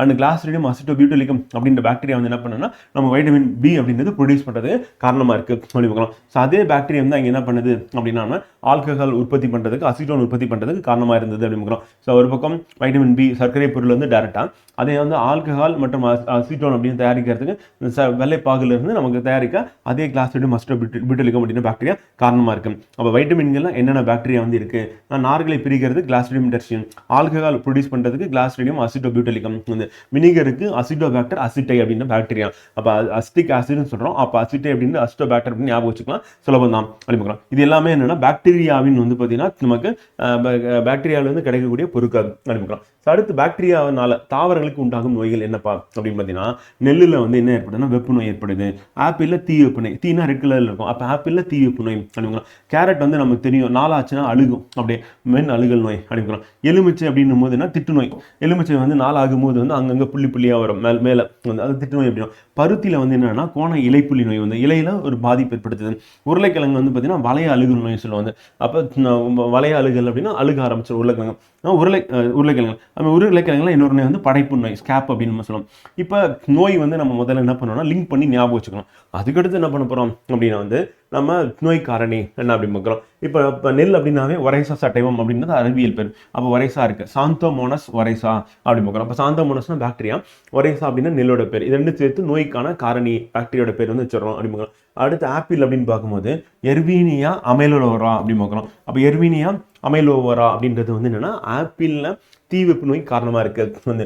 அப்போ கேரட் அப்படின்னு பார்க்கும்போது அங்கேயும் எர்வீனியா கேரட்டோவரா வந்து. அப்போ ஆப்பிள்னா அமைலோவரா, கேரட்னா கேரட்டோவரா, அவ்வளோதான். முன்னாடி என்ன போடுறோம், எர்வீனியா போடுறோம் அப்படின்னு பார்க்குறோம். அதே மாதிரி சிட்ரஸ் அப்படின்னு பார்க்கும்போது எலுமிச்சை அப்படின்னு எடுத்துக்கும் போது சாந்தோமோனஸ் சிட்ரி நமக்கு தெரியும், சிட்ரஸ் அப்படின்னா எலுமிச்சுன்னு தெரியும். இப்போ சாந்தோமோனஸ் ஏற்கனவே போட்டோம்ல, எதுக்கு போட்டோம், அரிசிக்கு போட்டோமா நெல்லுக்கு போட்டோமா, அப்போ ஒரைசா நெல் சாந்தோமோனஸ் அப்படின்றது சாந்தோமோனஸ் ஒரைசானா நோய் காரணி, அரிசி நெல்லில் ஏற்படக்கூடிய பாதிப்பு. அதே மாதிரி சாந்தோமோனஸ் சிட்ரி அப்படின்றது எதுன்னா நமக்கு சிட்ரஸ் பழங்கள் அப்படிங்கிறோம். அடுத்து வந்து பருத்தி வந்து என்ன சொல்றோம்னா இந்த மால்வாம் அப்படின்னு நம்ம சொல்லுவோம். பருத்தியில வந்து பாதிப்பு ஏற்படுத்தக்கூடியது மால்வாம்னா புழுக்கள், அதனால பாதிப்பு. அதே மாதிரி மால்வாசியரம் அப்படின்றது வந்து பருத்தியில பாதிப்பு ஏற்படுத்தும். இப்போ சாந்தோமோனஸ் அப்படின்றது நம்ம என்ன பண்றோம்னா ஒரு பாக்டீரியோட பேர். இப்போ சாந்தோமோனஸ் மால்வாசியரம் அப்படின்னு நம்ம சொல்லலாம். உருளைக்கிழங்கு அப்படின்னு பார்க்கும்போது கிளாவிபாக்டர் மிட்ஸ் கேனாசிஸ் வந்து. அப்போ கிளாவிபாக்டர் மிட்சி கேனாசிஸ் அப்படின்றது உருளைக்கிழங்குல வரக்கூடியது. அண்ட் ஸ்டெப்டோமைசிஸ் ஸ்கேபிஸ், ஸ்கேப் அப்படின்னு நோய் வந்து இங்கே ஏற்படுத்துது அப்படின்னு பார்க்குறோம். எதுனா உருளைக்கிழங்குல. அப்போ படைப்புனுக்கு பேர் என்ன, ஸ்கேப் அப்படின்னு பார்க்குறோம். அப்போ ஸ்டெப்டோமைசிஸ் கேபிஸ் அப்படின்றது என்னன்னா அதில் பாக்டீரியாவில் ஏற்படக்கூடிய நோய் காரணி. இப்போ நமக்கு என்ன கேட்குறாங்கன்னா ஒரு பக்கம் நோயின் பெயர் என்னன்னு கேட்குறாங்க, இன்னொரு பக்கம் என்னன்னா நோய் காரணி, எந்த நோய் கிருமினாலும் இது ஏற்படுதுன்னு கேட்குறாங்க. அப்போ ரெண்டுமே நமக்கு எக்ஸாம் பாயிண்ட் ஆஃப் வியூ இம்பார்ட்டண்ட்டாக இருக்கு அப்படிங்கிறோம். ஸோ அதனால ஞாபகம் வச்சுக்கிற மாதிரி இருக்கும். அப்போ ஓம்பேரின் பெயர், அப்புறம் நோயின் பெயர், அப்புறம் நோய் காரணி என்ன அப்படின்னு நம்ம படிச்சுக்கிட்டோம் அப்படின்னா கரெக்டாக இருக்கும் அப்படின்னு சொல்லி பார்க்குறோம். அடுத்து பாக்டீரியங்களால் விலங்குகளுக்கு உண்டாகும் நோய்கள் என்னப்பா அப்படின்னு பார்த்தீங்கன்னா செம்மறி ஆடு அப்படின்னும் போது ஆந்த்ராக்ஸ் அப்படின்னு நோய் ஏற்படுது. அது வந்து அடைப்பான் தமிழ்னு சொல்லுவாங்க. இதுக்கு வந்து பேசிலஸ் ஆந்த்ராசிஸ், பேசிலஸ்னா பாக்டீரியா நமக்கு தெரியும், ஆந்த்ராசிஸ்னா ஆந்த்ராக்ஸ் ஏற்படுத்தக்கூடிய பாக்டீரியோட பேர் அப்படிங்கிறோம். அடுத்து கால்நடைகள் வந்து ப்ரூசெல்லோசிஸ் அப்படின்றது வந்து ப்ரூசெல்லா அப்போட்டஸ் அப்படின்னு பார்க்குறோம். ப்ரூசெல்லோசிஸ் அப்படின்னா நோயோட பேர். அப்போ ப்ரூசெல்லா அப்போட்டிஸ், அதுலேயே ப்ரூசெல்லான்னு வந்துருச்சு. அப்போ ஈஸியாக லிங்க் பண்ணிக்கலாம். கால்நடைகளின் நோய் அப்படின்னு பார்க்கும்போது எலும்புரிக்கு நோய் அப்படின்னும் நமக்கு எப்படி டிபி வருதோ டியூபர்குலோசிஸ் வருதோ அதே மாதிரி நம்ம டியூபர்குலோசிஸ் காரணமான பாக்டீரியா மைக்கோபாக்டீரியம் டியூபர்குலோசி அப்படின்றது தான் பாக்டீரியோட பேர். அப்போ கால்நடைகள் வரும்போது மைக்கோபாக்டீரியம் போவைஸ் அப்படின்னு பார்க்குறோம். ஸோ போவைஸ் அப்படின்னு எதை குறிக்கணும், கால்நடைகளை குறிக்குது அப்படி பார்க்குறோம். அடுத்து கருங்கால் நோய் அப்படின்றது கால்நடைகள் ஏற்படுது. அது வந்து கிளாஸ்ட்ரிடியம் சான்வி அப்படின்றது கருங்கால் நோய் ஏற்படுத்தக்கூடியது அப்படின்னு பார்க்குறோம். ஸோ அப்போ ஆந்த்ராக்ஸ் அப்படின்னு வந்து கால்நடைகள் வரக்கூடிய காரணம் பேசிலஸ் ஆந்த்ராக்ஸ் அப்படின்னு பார்க்குறோம். ப்ரூசெல்லோசிஸ் அப்படின்றது ப்ரூசெல்லா அபோட்டஸ் அப்படின்ற பாக்டீரியா ஏற்படுகிறது. கால்நடைகளில் எலும்புரிக்கு நோய் அப்படின்றது மைக்கோபாக்டீரியம், நமக்கு டியூபர்குலோசிஸ் அதுக்கு வந்து போவைஸ் கால்நடைகளுக்கு.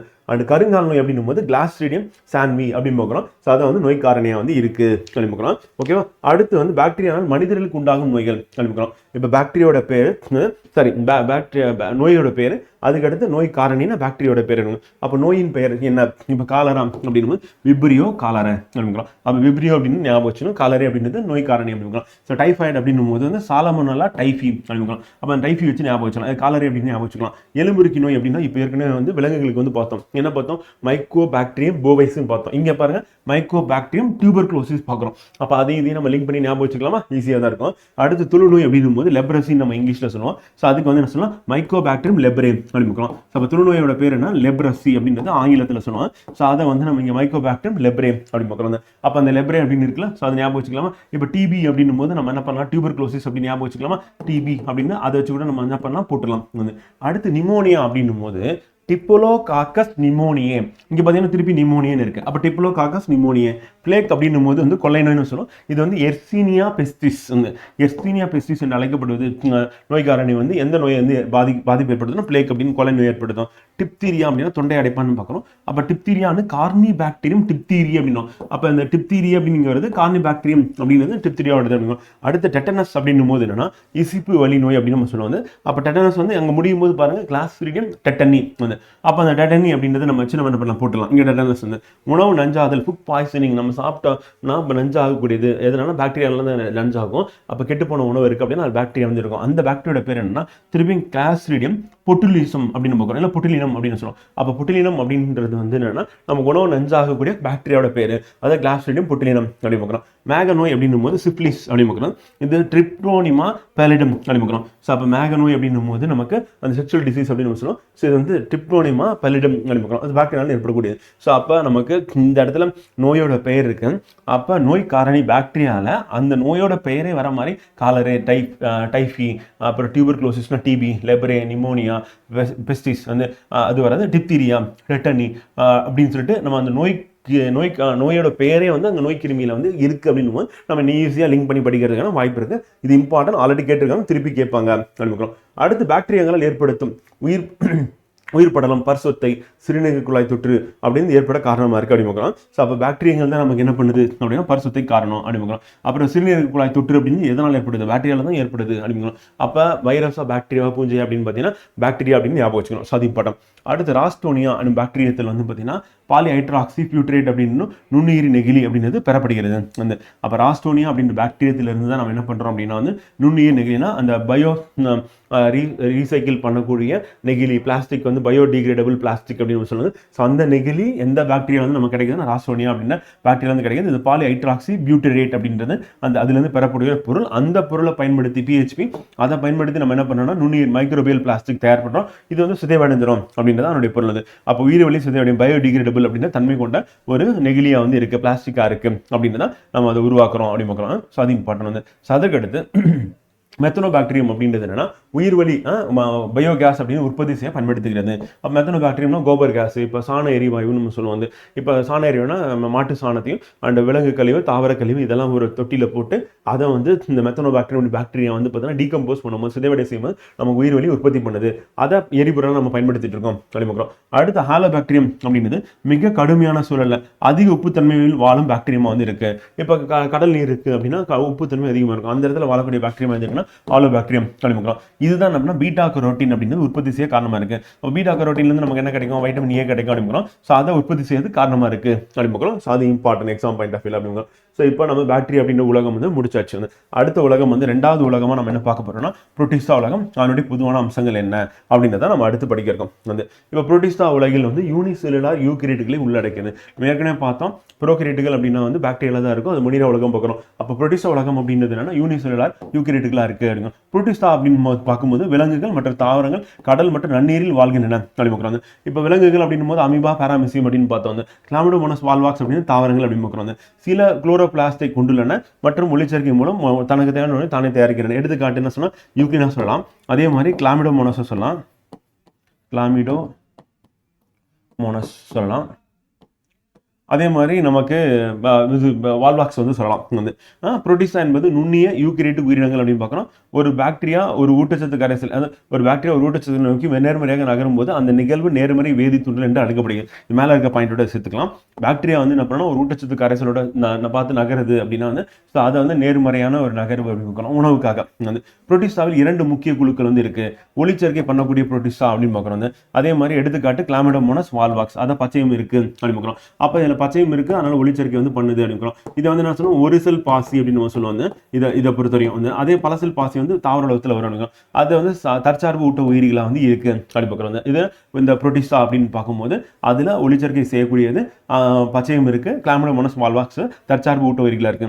அதே மாதிரி புரோட்டிஸ்டால விலங்குகள் பெரும்பாலும் புரோட்டோசோவான்கள் என்று அழைக்கப்படுகின்றன. அந்த புரோட்டிஸ்டா கிண்டத்தில் இருக்க விலங்குகள் வந்து புரோட்டோசோவான். இது எப்படி இருக்குன்னா பிறச்சார்பு ஊட்ட முறை மேற்கொள்ளும். எடுத்துக்காட்டு என்னப்பா அப்படின்னா அமீபா, பாராமிசியம் அப்படின்னு பார்க்கலாம். அப்போ அமீபா, பாராமிசியம் மைசீலியம் அப்படின்றது வந்து பார்த்தீங்கன்னா விலங்கா ஒரு செல் விலங்கா இருக்கு. இதை வந்து புரோட்டோசோவான்கள் புட்டிசாக்கிங்கத்தில் இருக்காருங்க. அனைத்து யூனிசெல்லுலார் தாவரங்கள் வந்து அனைத்து ஒரு செல் தாவரங்கள் இருக்குல்ல, ஸோ அந்த ஒரு செல் தாவரங்கள் அப்படின்றது வந்து அனைத்து ஒரு செல் தாவரங்கள் நம்ம என்ன சொல்லுவோம் அப்படின்னா வந்து கூட்டாக பைட்டோ பிளான்டன்கள் ஆங்கிலத்தில் சொல்லுவாங்க, தமிழ் வந்து தாவர மிதவை நுண்ணுயிரிகள் அப்படின்னு சொல்லி சொல்லுவாங்க. அதே மாதிரி அனைத்து ஒரு செல் விலங்குகள் அப்படின்னு சொல்லுவாங்க. அப்போ ஒரு செல் விலங்கு அப்படின்னு நம்ம சொல்லும்போது ஸோ அதை வந்து என்ன சொல்லுவாங்கன்னா நம்ம சொல்லும்போது ஜூ பிளான்டன் அப்படின்னு சொல்லி சொல்லுவாங்க ஆங்கிலத்தில். அது வந்து விலங்கு மிதவை நுண்ணுயிரிகள் அப்படின்னு பார்க்குறோம் வந்து. ஸோ அது இம்பார்ட்டன்ட். யூக்ளினா அப்படின்றது என்ன அப்படின்னா வந்து ஒரு புரோட்டோசோவான் பார்க்குறோம். புரோட்டோசோவான் அப்படின்னா விலங்கு நம்ம சொல்லலாம். அது பச்சையமுள்ள விலங்கு அப்படின்னு வந்து. அப்போ யூக்ளினா அப்படின்னும் போது பச்சையமுள்ள ஒரு விலங்கா வந்து நம்ம கன்சிடர் பண்ணோம். காரணம் என்னன்னா ஒளிச்சேர்க்கை மூலம் உணவை உருவாக்குகிறது. இது 2 ஊட்ட முறைகளை வந்து கொண்டுள்ளது அப்படின்னு வந்து. ஒன்று என்ன பண்ணோம்னா பகல் நேரத்தில் வந்து அதில் இருக்கக்கூடிய பச்சையத்தை பயன்படுத்தி என்ன பண்ணோம் ஒளிச்சேர்க்கை வந்து பண்ணோம். இரவு நேரத்தில் அதில் இருக்கக்கூடிய அந்த குரு இலை இருக்குல்ல, அந்த குரு இலையை பயன்படுத்தி அது நகர்ந்து போயிட்டு பிறசார்பு ஊட்ட முறையை மேற்கொள்ளும். அப்போ தாவரம் விலங்கு ரெண்டுத்துக்கு நடுவில் இருக்கக்கூடிய ஒரு உயிரினம் எதுன்னு கேட்டிங்கன்னா இந்த யூக்ளினா அப்படின்னு பார்க்குறோம். இது தேர்வு நோக்கில் மிக முக்கியமான நம்ம கேட்டிருக்காங்க ஆல்ரெடி அப்படிங்கிறோம். அப்போ சூரிய ஒளியின் முன்னில் அது தற்சார்பு ஊட்டமுறை மற்றும் சூரிய ஒளி இல்லாத நிலையில் பிறசார்பு ஊட்டமுறையை மேற்கொள்கிறது அப்படிங்கிறோம். இந்த ஊட்டச்சத்து முறை வந்து கலப்பு ஊட்டமுறை என்று அழைக்கப்படுகிறது. அது தாவரங்களும் விலங்குகள் இடையில் வைக்கப்பட்டுள்ளது அப்படிங்கிறோம். அப்போ கலப்பு ஊட்டமுறை மேற்கொள்ளக்கூடியது அப்படின்றது எதுன்னு கேட்டாங்க அப்படின்னா வந்து யூக்ளினா அப்படின்னு பார்க்குறோம். அப்போ யூக்ளினாக்கு இன்னொரு பேர் என்ன சொல்லலாம்னா பச்சையமுள்ள விலங்கு அப்படின்னு நம்ம சொல்லலாம் வந்து. ஸோ அது நமக்கு இம்பார்ட்டன்ட் அப்படிங்கிறோம். ஸோ அப்போ யூக்ளினா அப்படின்னும் போது வந்து பார்த்தீங்கன்னா இது என்ன சொல்லலாம் பச்சையம் உள்ள விலங்கு அப்படின்னு பார்க்குறோம். ஸோ அது இம்பார்ட்டன்ட் வந்து. அப்போ பச்சையம் உள்ள விலங்கு அப்படின்றதுக்கு எடுத்துக்காட்டு எதுன்னு கேட்பாங்க யூக்ளினா அப்படின்னு ஞாபகம் வச்சுக்க வேண்டியதான். ஸோ அது இம்பார்ட்டன்ட். அடுத்து வந்து என்னன்னா பூஞ்சை உலகம் அப்படின்னு. ஸோ பூஞ்சை என்ற சொல் வந்து பார்த்தீங்கன்னா லத்தீன் மொழியிலேருந்து வந்த சொல். இதுக்கு என்னன்னா காளான் என்று பொருள் அப்படின்னு. அப்போ எங்க இருந்தது லத்தீன்ல. காளானாலும் பூஞ்சைனாலும் ஒன்று தான். இப்போ பங்கை மஷ்ரூம் அப்படின்னு சொல்லும்போது ரெண்டும் ஒன்று தான் அப்படின்னு. பூஞ்சைகள் வந்து தாலோபைட் பிரிவை சார்ந்தது அப்படின்னு. தாலோபைட் அப்படின்னா வேர்தண்டு இலைன்னு சொல்லி பிரிக்க முடியாது அப்படின்னு. அந்த பிரிவை சார்ந்ததாக வந்து இருக்கு அப்படின்னு. இதன் தார் உடலமானது வேர்தண்டு இணை பிரிக்கப்பட்டிருப்பதில்லை அப்படின்னு. அப்போ வேர்தண்டு இலைன்னு சொல்லிட்டு மொத்தமாக பிரிஞ்சிருக்கா அப்படின்னா கிடையாது. அதனால என்ன சொல்றோம்னா அது வந்து தாலோபைட் அப்படின்னு சொல்றாங்க. பூஞ்சைகளின் உடலமானது ஹைப்பாக்கல் என்னும் இலைகளால் ஆனது. அப்போ உடல் எப்படி இருக்குன்னா ஹைப்பாக்கல் என்னும் இலைகளால் ஆனது.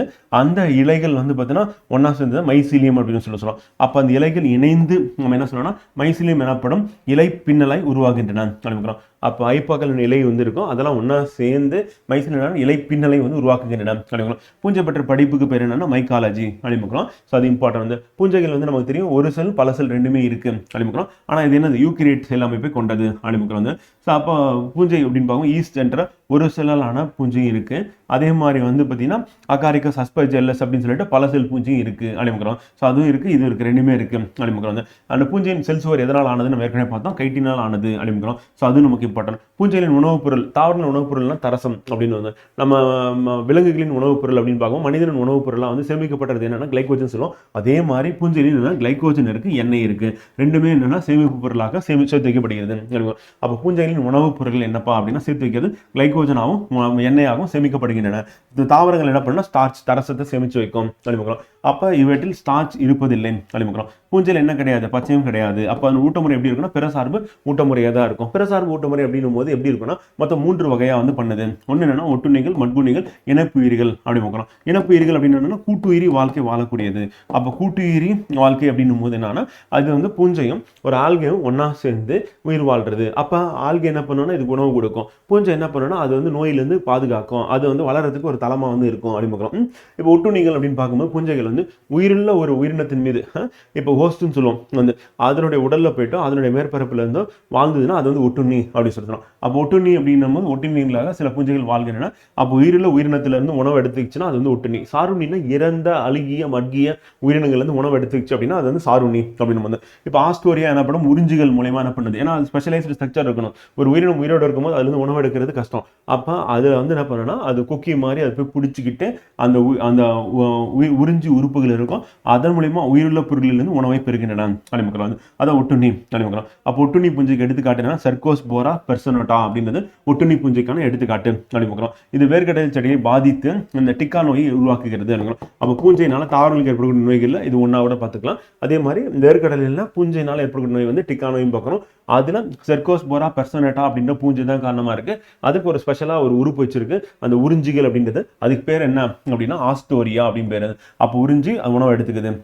சில பூஞ்சைகள் வந்து மட்குண்ணிகளாக இருக்கின்றன. அந்த மட்குண்ணிகள் இறந்த அழுகிய பொருட்களின் மீது வாழ்ந்து அவற்றிலிருந்து உணவை பெறுகின்றன. எடுத்துக்காது ரைசோபஸ் அப்படிங்கிறோம். அப்போ ரைசோபஸ் அப்படின்ற பூஞ்சை வந்து பார்த்தீங்கன்னா இறந்த அழுகிய பொருட்கள் உணவு எடுத்துக்கும். அப்போ பூஞ்சைகள் ஆக மொத்தத்தில் ஒட்குண்ணியாக இருக்கும், மட்குண்ணியாக இருக்கும், அல்லது கூட்டுயிரி வாழ்க்கை வாழும். அதனால என்ன பண்ண முடியாது, ஒளிச்சேர்க்கை பண்ண முடியாது. காரணம் அதில் என்ன கிடையாதுன்னா பச்சையும் இல்லை அப்படிங்கிறோம். ஸோ அது இம்பார்ட்டன்ட்.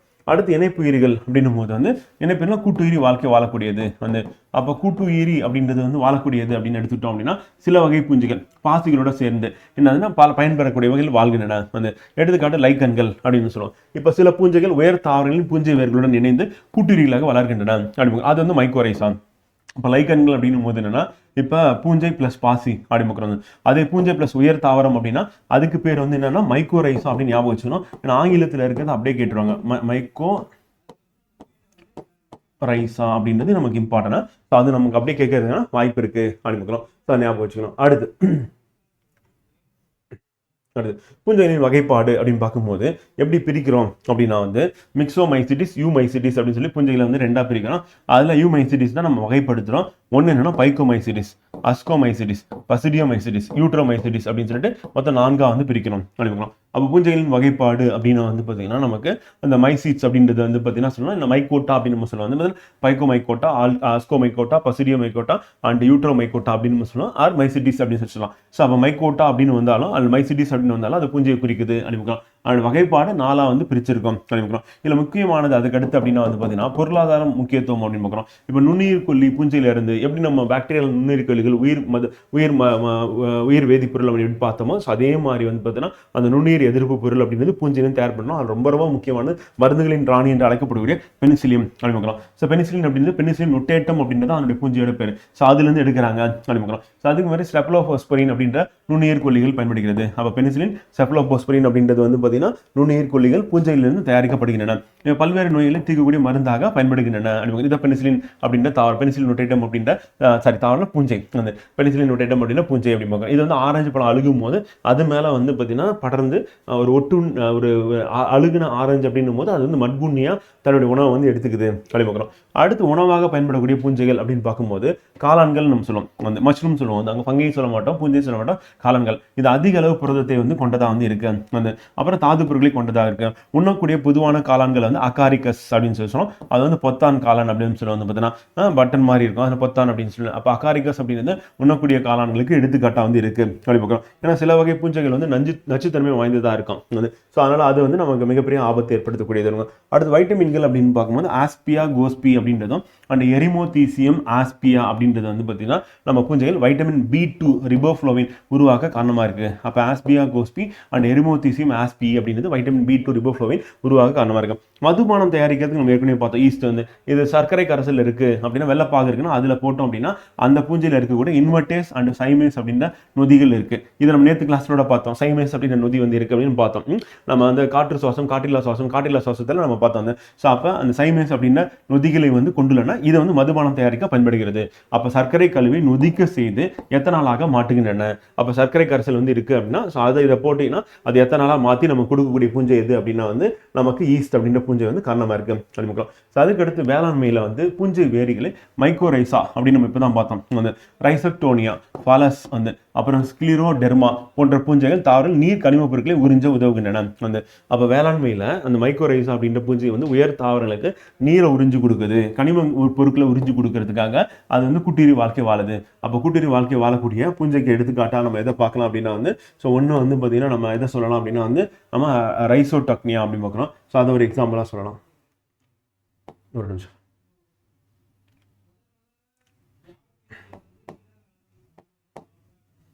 ரைசக்டோனியா அப்படின்னு சொல்லலாம். அது ஃபாலஸ் ஸ்க்ளிரோடெர்மா அப்படின்னு பார்க்குறோம். இந்த பூஞ்சைகள் வந்து மைக்கோரைசாவாக இருக்குது. மைக்கோரைசா ஜென்ரல் டேர்ம் வந்து அப்படி கேட்டாங்க அப்படின்னா மைக்கோரைசா அப்படின்னு ஜென்ரல் டேர்மாக இருக்கிறதுல நம்ம கூட்டுயிரி வாழ்க்கை வாழக்கூடிய பூஞ்சை ஒரு உயர் தாவரம் அப்படின்னு பார்த்தோம். அதில் பூஞ்சையோட பேர் வந்து ரைசக்டோனியா, ஃபாலஸ் ஸ்க்ளிரோடெர்மா போன்ற பூஞ்சைகள் தாவரங்களுக்கு நீர் மற்றும் கனிம பொருட்களை உறிஞ்ச உதவுகின்றன. அடுத்து பிவேரியா பேசியானா, மெட்டாரைசம் வந்து அண்ட் அனைசோஃபிலியா போன்றவை வேளாண் பயிர்களை தாக்கும் பூச்சிகள் அளிக்க உதவுகின்றன. அண்ட் ஃபிவேரியா பேசியானா, மெட்டாரைசியம், அனைசோஃபிலியா வந்து அப்படின்ற பூஞ்சை வந்து என்ன பண்ண பூச்சி தாக்கக்கூடிய பூச்சி வந்து தாவரங்கள் தாக்குதுன்னா அதை வந்து தடுக்குது. அப்போ வேளாண்மை பயிர்களை தாக்கும் பூச்சிகளை அழிக்க உதவுகின்றன. பூச்சிகளை அழிக்க பயன்படக்கூடியது எதுனா பிவேரியா பேசியானா, மெட்டாரைசியம், அனைசோஃபியாலா அப்படின்னு பார்க்குறோம். சோஃபிலியா அப்படின்றது இம்பார்ட்டன்ட். அடுத்து ஜிப்ரெல்லா ஃபியூஜிகுரை அப்படின்ற பூஞ்சை வந்து பார்த்தீங்கன்னா ஜிப்ரலின் அப்படின்ற தாவர வளர்ச்சி ஹார்மோன் வந்து பார்த்தீங்கன்னா உருவாகிறதுக்கு இது வந்து காரணமாக இருக்குது. அப்போ வளர்ச்சி ஊக்கியாக இது வந்து இருக்குது அப்படின்னு பார்க்குறோம். ஸோ அப்போ ஜிப்ரெல்லா ஃபியூஜிகுரை அப்படின்ற பூஞ்சை உற்பத்தி வந்து சேம் ஜிப்ரலின் அப்படின்றது தாவர வளர்ச்சி ஊக்கியாக பயன்படுத்தப்படுகிறது. ஸோ அதுவும் நமக்கு exam point of important. Already கேட்டிருக்காங்க. வந்து ஏற்கனவே பார்த்த பென்சிலியம் அப்படின்ற மருந்து இருக்குல்ல, அந்த பென்சிலியம் நொட்டேட்டம் அப்படின்ற பூஞ்சையில வந்து தயார் பண்றோம். இது வந்து கண்டுபிடிச்சது யாரு அப்படின்னா அலெக்சாண்டர் ஃபிளமிங் வந்து கண்டுபிடிக்கிறாரு. இது ஒரு தற்செயல் நிகழ்வு தான். ஆனால் 2ஆம் உலகப் போரில் இது வந்து மஞ்சள் நிற பொடியாக பயன்படுத்தப்பட்டது அப்படிங்கிறோம். ஸோ அது வந்து மிகப்பெரிய அளவில் பயன்படுத்தப்பட்டது. அது இம்பார்ட்டன்ட். அடுத்து இது உயிர் எதிர்ப்பு பொருள் கண்டுபிடித்ததுக்காக இவர் நோபல் பிரைஸ் கொடுக்குறது 1945. இவர் கண்டுபிடிக்கிறது 1928 கண்டுபிடிக்கிறாரு. வந்து அதுக்காக நோபல் பிரைஸ் 1945 கொடுக்குறாங்க. காரணம் செகண்ட் வேர்ல்டு வார்ல இது அதிகப்படியாக பயன்படுத்தினதுனால அதை நிறைய பேரோட உயிரை காப்பாற்றினால, பல லட்சம் வீரர்களுடைய உயிரை காப்பாற்றினால இவருக்கு நோபல் பிரைஸ் கொடுக்கப்பட்டது அப்படிங்கிறோம். பெனிசிலியம் அப்படின்ற ஒரு பூஞ்சை பற்றி பார்ப்போம். இது வந்து பச்சையம் இல்லை அப்படிங்கிறோம். இது என்ன மாதிரியான உணவூட்ட முறை மேற்கொள்ளலாம் அப்படின்னா மட்குண்ணி உணவூட்ட முறை மேற்கொள்ளலாம் அப்படிங்கிறோம். அப்போ சாருண்ணியாக வாழ்கிறது அப்படிங்கிறோம். வந்து அது மாதிரி பெனிசிலின் அப்படின்றது என்னன்னா மருந்துகளின் ராணி அப்படின்னு சொல்லுவோம். ஸோ அது இம்பார்ட்டன்ட். அது பெனிசிலியம் பார்த்தோம். அடுத்து சியோபைட்டுகள் அப்படின்றது என்ன அப்படின்னா அந்த தாவரங்கள் வந்து நிழலை விரும்பக்கூடிய தாவரங்களாக வந்து வாழக்கூடியது. சியோபைட்டை என்ன அப்படின்னு கேட்டாங்கன்னா நிழலில் வாழக்கூடியது. பெரிய தாவரம் இருக்குன்னா அது கீழே வாழ முடியும். ஹீலியோபைட்டுகள் அப்படின்னா பைட்டுனா தாவரம் வந்து சூரியனை விரும்பும் தாவரங்களாக வந்து இருக்கும் அப்படிங்கிறோம். அதிக சூரியொளி. ஹாலோபைட்டுகள் அப்படின்னா உப்பு சதுப்பு நிலங்களில் வாழக்கூடிய கடல் பகுதியில் வாழக்கூடிய தகமைத்து கொள்ளக்கூடிய தாவரங்கள். அப்போ உப்பான பகுதி இருக்குது, சதுப்பு நிலம் இருக்குன்னா அங்கே வாழக்கூடிய தாவரங்கள் பேர் ஹாலோபைட் அப்படிங்கிறோம். ஹீலியோபைட்னா ஹீலியோனா சூரியனை குறிக்கும் அப்படிங்கிறோம். அதே மாதிரி சியோபைட் அப்படின்னா வந்து நிழலை குறிக்கக்கூடிய தாவரங்களாக வந்து இருக்கு அப்படிங்கிறோம். இது அடிஷனல் ஃபேக்டர். பூஞ்சை இல்லாமல் தாவரங்களை பற்றினது அப்படிங்கிறோம். அடுத்து பூஞ்சை வேர்களின் முக்கியத்துவம் அப்படின்னும் போது மட்குனி வகையை சார்ந்த பூக்கும் தாவரம்னா மோனோட்ரோஃபா தாவரத்தின் வந்து தாவரத்தில் ஊட்டத்தினை எடுத்துக்கொள்ள இது உதவுகின்றன. அப்போ மோனோட்ரோஃபா அப்படின்ற தாவரம் இருக்கு. அந்த தாவரத்துக்கு இந்த மட்குனி வகையை சார்ந்த அந்த பூஞ்சை வேர்கள் என்ன பண்ணுன்னா நீர் மற்றும் கனிம பொருட்களை எடுத்து கொடுக்குது அப்படிங்கிறது. வந்து ஒரு தாவரங்களுக்கு வறட்சியை தாங்கும் திறனை தருகிறது. அந்த மேம்பாடு அடைந்த தாவரங்களின் வேர்களை தாவர நோய் காரணியின் தாக்குதலிருந்து பாதுகாக்குது. அப்போ பூஞ்சை வேர்கள் அப்படின்றது வந்து பார்த்தீங்கன்னா தாவரங்களுக்கு மிக பயனுள்ள ஒன்றா இருக்கு அப்படிங்கிறோம். ஸோ அது நமக்கு இம்பார்ட்டன்ட். வந்து அடுத்து பூஞ்சைகளால் ஏற்படும் தீமைகள் அப்படின்னு எடுத்துட்டோம் அப்படின்னா வந்து ஸோ இப்போ பியூசேரியம் ஆக்சிஃபோரம் அப்படின்றது பருத்தியில் வாடல் நோயை ஏற்படுத்துது அப்படிங்கிறோம். அண்ட் செர்கோஸ்போரா பெர்சோனோட்டா அப்படின்றது வேர்க்கடலில் டிக்கா நோய் ஏற்படுத்துகிறது. அண்ட் கோலிட்ரைக்கம் அண்ட் ஃபல்கேட்டம் வந்து கருமல் சிவப்பு அழுகு நோய் ஏற்படுத்துகிறது. அண்ட் ஃபைரிகுலோரியா ஒரைசா வந்து நெல்லில் பிளாஸ்ட் நோய் ஏற்படுத்துகிறது. அண்ட் அல்புகா கேண்டிலா அப்படின்றது முள்ளங்கியில் வெண்துரு நோய் ஏற்படுத்துகிறது. ஸோ ஃபர்ஸ்ட் டைம் படிக்கும் போது ரொம்ப டஃபாக இருக்கிற மாதிரி தான் இருக்கும். ஆனால் ரிவிஷனில் தான் நம்ம என்ன பண்ணோம்னா ஈஸியாக ரீகால் பண்ண முடியும் அப்படின்னு பார்க்கணும். ஸோ கெஸ் பண்ணிங்கன்னா கூட போதும், வேற ஒன்றும் கிடையாது. அப்படியே நம்ம திருப்பி திருப்பி படித்து இது என்ன பாதிப்பு ஏற்படுது, இது வந்து பூஞ்சை நோய் ஃபஸ்ட்டு தெரியணும். சரி இது பூஞ்சை பெயர் அப்படின்னு தெரியணும். அதுக்கடுத்து பூஞ்சையில் ஏற்படும் நோய் அப்படின்னு நமக்கு தெரியும். ஸோ இப்போ ஃபியூசேரியம் ஆக்சிஃபோரம் அப்படின்றது வந்து பருத்தியில் வாடல் நோயும், அண்ட் செர்கோஸ்போரா பெர்சோனோட்டா அப்படின்றது வேர்க்கடலில் டிக்கா நோய், அண்ட் கோலிட்ரைக்கம் ஃபல்கேட்டம் அப்படின்றது கரும்பில் சிவப்பு அழுகு நோய் ஏற்படுது. அண்ட் பைரிக்ளோரியா ஒரைசா அப்படின்னு ஒரைசா வந்துச்சுன்னா அது வந்து நெல் அப்படின்னு நம்ம தெரியும். அது வந்து பிளாஸ்ட் அப்படின்னு பார்க்குறோம். அண்ட் அல்புகா கேண்டிலா அப்படின்றது வந்து இதெல்லாம் முள்ளங்கியில் வெண்துருவை ஏற்படுத்துகிறது அப்படின்னு பார்க்கலாம். வந்து ஸோ அப்போ நம்ம என்ன பண்ணணும் அப்படின்னா வந்து பார்த்தீங்கன்னா இங்கே இருக்கக்கூடிய அந்த நோய் கிருமி பூஞ்சையோட பெயர், இங்கே வந்து அதனுடைய நோயின் பெயர் அப்படின்னு சொல்லிட்டு அதை நல்லா திருப்பி ரிவிஷன் பண்ணி ஞாபகம் வச்சுட்டீங்க அப்படின்னா கரெக்டாக இருக்கும் ஃப்ரெண்டு. ஓகேங்களா? இங்கே பிக்சரும் கொடுத்துருக்கோம், அதோட என்ன பார்த்துக்கலாம். நீங்கள் பருத்தியில் வாடல் நோய் அப்படின்னு பார்க்குறோம். வாடல் கரும்பில் வந்து சிவப்பு அழுகு நோய் ஏற்படுத்துது. நெல்லில் வந்து பிளாஸ்ட் நோய் ஏற்படுத்துறது. முள்ளங்கியில் வெண்துரு நோயை ஏற்படுத்துகிறது. மனிதர்களை பூஞ்சை வந்து பொடுகு, உருளைப்புழுக்கள், அப்புறம் கால் பாதத்தில் வந்து நோய் அப்படின்றது இது வந்து படர்தாமரை அப்படின்றது வந்து நமக்கு ஏற்படுத்தும் அப்படி பார்க்குறோம். கால் பாதத்தில் நோய் வந்து செற்றுப்புண் நோய் ஏற்படுத்துகிறது அப்படி பார்க்குறோம். வந்து ஸோ இப்போ பூஞ்சை பெயர் வந்து நோயின் பெயர் வந்து என்ன அப்படின்னு பார்த்துருவாங்க. ஸோ ட்ரைகோபைட்டான் அப்படின்றது வந்து பார்த்தீங்கன்னா உருளைப்புழுக்கள் வட்டவடிவான தடுப்புகள் தொழில் தோன்றுகின்றன அப்படி பார்க்குறோம். இதை வந்து என்ன சொல்லணும்னா படர்தாமரைன்னு சொல்லுவாங்க. மைக்கோஸ்போரம் ஃபர்ஃபர் அப்படின்றது வந்து இன்னும் தலையில் வந்து பொடுகு ஏற்படுத்துகிறது. அந்த டீனியா பெடிஸ் அப்படின்றது கால் பாதத்தில் ஏற்படும் நோய் வந்து சேற்றுப்புண் நோய் அப்படின்னு சொல்லுவாங்க. அப்போ இது வந்து சேற்றுப்புண் அப்படின்னு சொல்லுவோம். இது வந்து படர்தாமரை. அது இம்பார்ட்டன்ட். அடுத்து பெனிசிலின் என்று மருந்துகளின் அரசு கூறப்படுகிறது. இது சார் அலெக்சாண்டர் ஃபிளமிங் தான் கண்டுபிடிச்ச 1928 ஏற்கனவே பார்த்தது தான். கிளாவிசோ பர்பாரியா அப்படின்றது என்னன்னா மாயத்தோற்றம், அதாவது பகற்கனவு அப்படின்னு சொல்லுவாங்க. அந்த பகற்கனவு ஏற்படுத்தக்கூடிய பூஞ்சை இது இளைஞர்கள் மத்தியில் வந்து பார்த்தீங்கன்னா ட்ரக்காக வந்து யூஸ் பண்ணுறாங்க, பாதிப்பு ஏற்படுத்துது அப்படிங்கிறோம். அடுத்து அஸ்பர்ஜில்லஸ் அப்படின்றது வந்து குழந்தைகளிடம் ஒவ்வாமை ஏற்படுத்தக்கூடிய ஒரு பூஞ்சை நோய் வந்து. ஆனால் கிளாடோஸ்போரியம் அப்படின்னு ஒவ்வாமையிலேருந்து நம்மை பாதுகாக்கிறது அனுப்பிக்கலாம். ஸோ அப்போ பூஞ்சைனால நமக்கு நன்மையே இருக்குது தீமையே இருக்குது அனுப்பிக்கலாம். வந்து இப்போ பகற்கனவை ஏற்படுத்துறது நமக்கு ஏற்கனவே கேட்டிருக்காங்க. கிளாவிசோ பர்பாரியா வந்து நம்ம அஸ்பர்ஜில்லஸும் நம்ம கேட்டிருக்காங்க, கிளாடோஸ்போரியம் நம்ம கேட்டிருக்காங்க. ஸோ இது வந்து இம்பார்ட்டன்ட் அனுப்பிக்கிறோம். ஓகேங்களா? அடுத்து பாசிகள். மற்றும் பூஞ்சைகள் ரெண்டுத்துக்குள்ள வேறுபாடு. ஸோ பாசிகள் அப்படின்னு பார்க்கும்போது நம்ம என்ன சொல்லுவோம் அப்படின்னா தற்சார்பு ஊட்ட உயிரிகள் அப்படின்னு நம்ம சொல்லுவோம். பாசிகளை வந்து இது வந்து பிறச்சார்பு உயிர் ஊட்டங்கள் அப்படிங்கிறோம். இது நிறமிகள் வந்து இருக்கும், பச்சையம் இருக்கும்னு பார்க்குறோம். அது மற்ற நிறமிகளும் இது காணப்படும் பாசிகள். இது நிறமிகள் அற்ற வேணுங்கிறோம். இதனோட உணவுப் பொருள் ஸ்டார்ச், இதனோட உணவுப் பொருள் என்னன்னா கிளைகோஜன் மற்றும் எண்ணெய் அப்படின்னு பார்க்குறோம். இதெல்லாம் பூஞ்சைக்கு அப்படிது. அதே மாதிரி பாசிகள் வந்து பார்த்தீங்கன்னா ப்ரோகேரியோட்டிக் செல் அமைப்பை பெற்றுள்ளன. வந்து எக்ஸாம்பிள் வந்து சைனோ பாக்டீரியா அப்படின்னு பார்க்குறோம், நாஸ்டா கனாஃபினா அப்படின்னு பார்க்குறோம் சில பாசிகளுக்கு. ஆனால் பூஞ்சைகள் அப்படின்னு எடுக்கும் பொழுது யூகேரியோட்டிக் மட்டும்தான் இருக்கு அப்படிங்கிறோம். பாசிகள் அதே மாதிரி வந்து யூகேரியோட்டிக் அப்படின்றது பல செல் பாசிகள் வந்து யூகேரியோட்டிக் இருக்கு. ஆனால் பாசிகளில் ஒரு செல் பாசி, அதுவும் வந்து சைனோ பாக்டீரியா நாஸ்டா கனாஃபினா அப்படின்றது மட்டும் தான் என்னன்னா ப்ரோகேரியோட்டிக் செல் அமைப்பை பெற்றுள்ளன அப்படிங்கிறோம். ஆனால் பூஞ்சைகள் அனைத்துமே வந்து யூகேரியோட்டிக் செல் அமைப்பு தான். எடுத்துக்காட்டு அகாரிகஸ் அப்படின்னு நம்ம சொல்லலாம், ஈவன் ஈஸ்ட் கூட சொல்லலாம், அஸ்பர்ஜில்லஸ் சொல்லலாம், பென்சிலின் ரொட்டேட்டம் கூட சொல்லலாம். வந்து அடுத்து லைக்கன்கள் அப்படின்னும் போதுன்னா பாசிகளும் பூஞ்சைகளும் ஒன்னா சேர்ந்து இருக்கிறது அப்படிங்கிறோம். இது வந்து ஒரு கூட்டுயிரி வாழ்க்கை தான் வாழுது, அது லைக்கன்கள் என்று பேர்.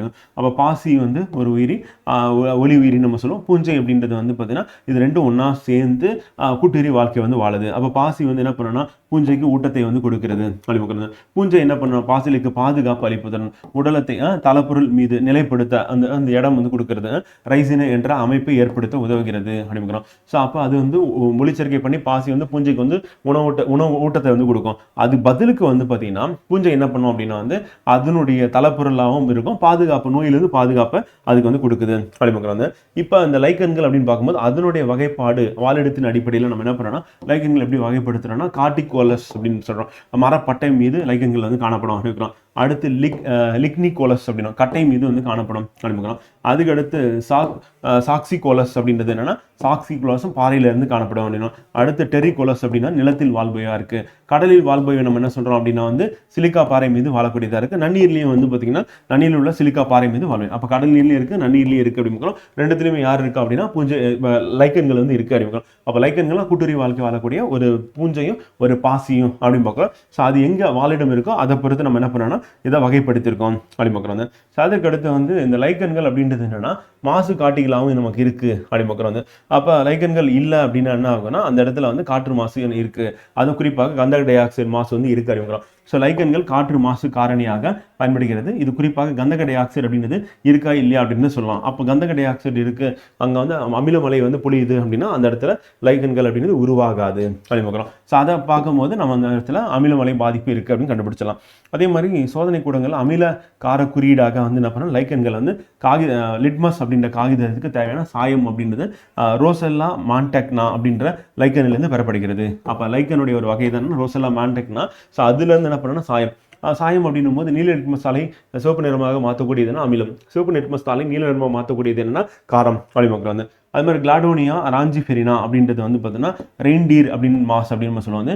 ரெயின்டீர் மாஸ் அப்படின்னா வந்து அந்த துருவப்பகுதியில் இருக்கக்கூடிய அந்த போலார் பியர் அப்படின்னு சொல்லிட்டு அந்த கரடி இருக்கு, இல்லைனா வந்து மான்கள் இருக்கு அப்படின்னா ஸோ அதுக்கு வந்து பார்த்தீங்கன்னா அங்கே வாழக்கூடிய அந்த உயிரினங்களுக்கு அந்த கிளாடோனியா ராஞ்சிஃபெரினா அப்படின்ற ரெயின்டீர் மாஸ் அப்படின்னு சொல்லுவோம். இது வந்து உணவாக பயன்படுத்தப்படுகிறது அப்படிங்கிறோம். அப்போ உணவாக பயன்படக்கூடிய பாசியோட பேர் என்ன துருவ பிரதேசத்தில் அப்படின்னு கேட்டாங்கன்னா நம்ம அதுக்கு இம்பார்ட்டன் வந்து கிளாடோனியா ராஞ்சிஃபெரினா அப்படின்னு பார்க்குறோம். ஸோ அது வந்து இம்பார்ட்டன் அப்படின்னு பார்க்குறோம், உணவாக பயன்படுகிறதுன்னு சொல்லிட்டு. ஸோ லைக்கன்கள்ல ஒரு வகை, அதை பாசியும் பூஞ்சையும் ஒன்னா சேர்ந்து வாழுது. ஸோ அது வந்து உணவை வந்து எடுத்துக்குது அப்படிங்கிறோம். இப்போ பூஞ்சை உலகம் அப்படின்றத நம்ம இங்கே வந்து கம்ப்ளீட் பண்ணியாச்சு. அடுத்து நம்ம பார்க்க போகிறது என்னன்னா தாவர உலகம் அப்படிங்கிறோம். தாவர உலகம் அப்படின்னு பார்க்கும்போது ரெண்டு வகையை பிரிக்கிற பூவாத தாவரங்கள் பூக்கும் தாவரங்கள் பார்க்குறோம். பூவாத தாவரங்கள் நம்ம என்ன சொல்லணும் கிரிப்டோம்கள் அப்படின்னு சொல்றோம். பூக்கும் தாவரங்கள் அப்படின்னு ஃபெனரோகேம்கள் அப்படின்னு நம்ம சொல்லுவாங்க. அப்போ பூக்கும் தாவரங்கள் பூவாத தாவரங்கள் சொல்லி ரெண்டா பிரிச்சு பூக்கும் தாவரங்கள் வந்து பார்த்தீங்கன்னா நம்ம ஃபெனரோகேம்கள், பூக்கும் தாவரம் ஃபெனரோகியம் ரெண்டாவது இருக்கு ஜிம்னோஸ்பர்ம் ஆஞ்சியோஸ்பர்ம். பூவாத தாவரங்கள் அப்படின்னா கிரிப்டோம்கள் அப்படின்னு நம்ம சொல்லுவாங்க.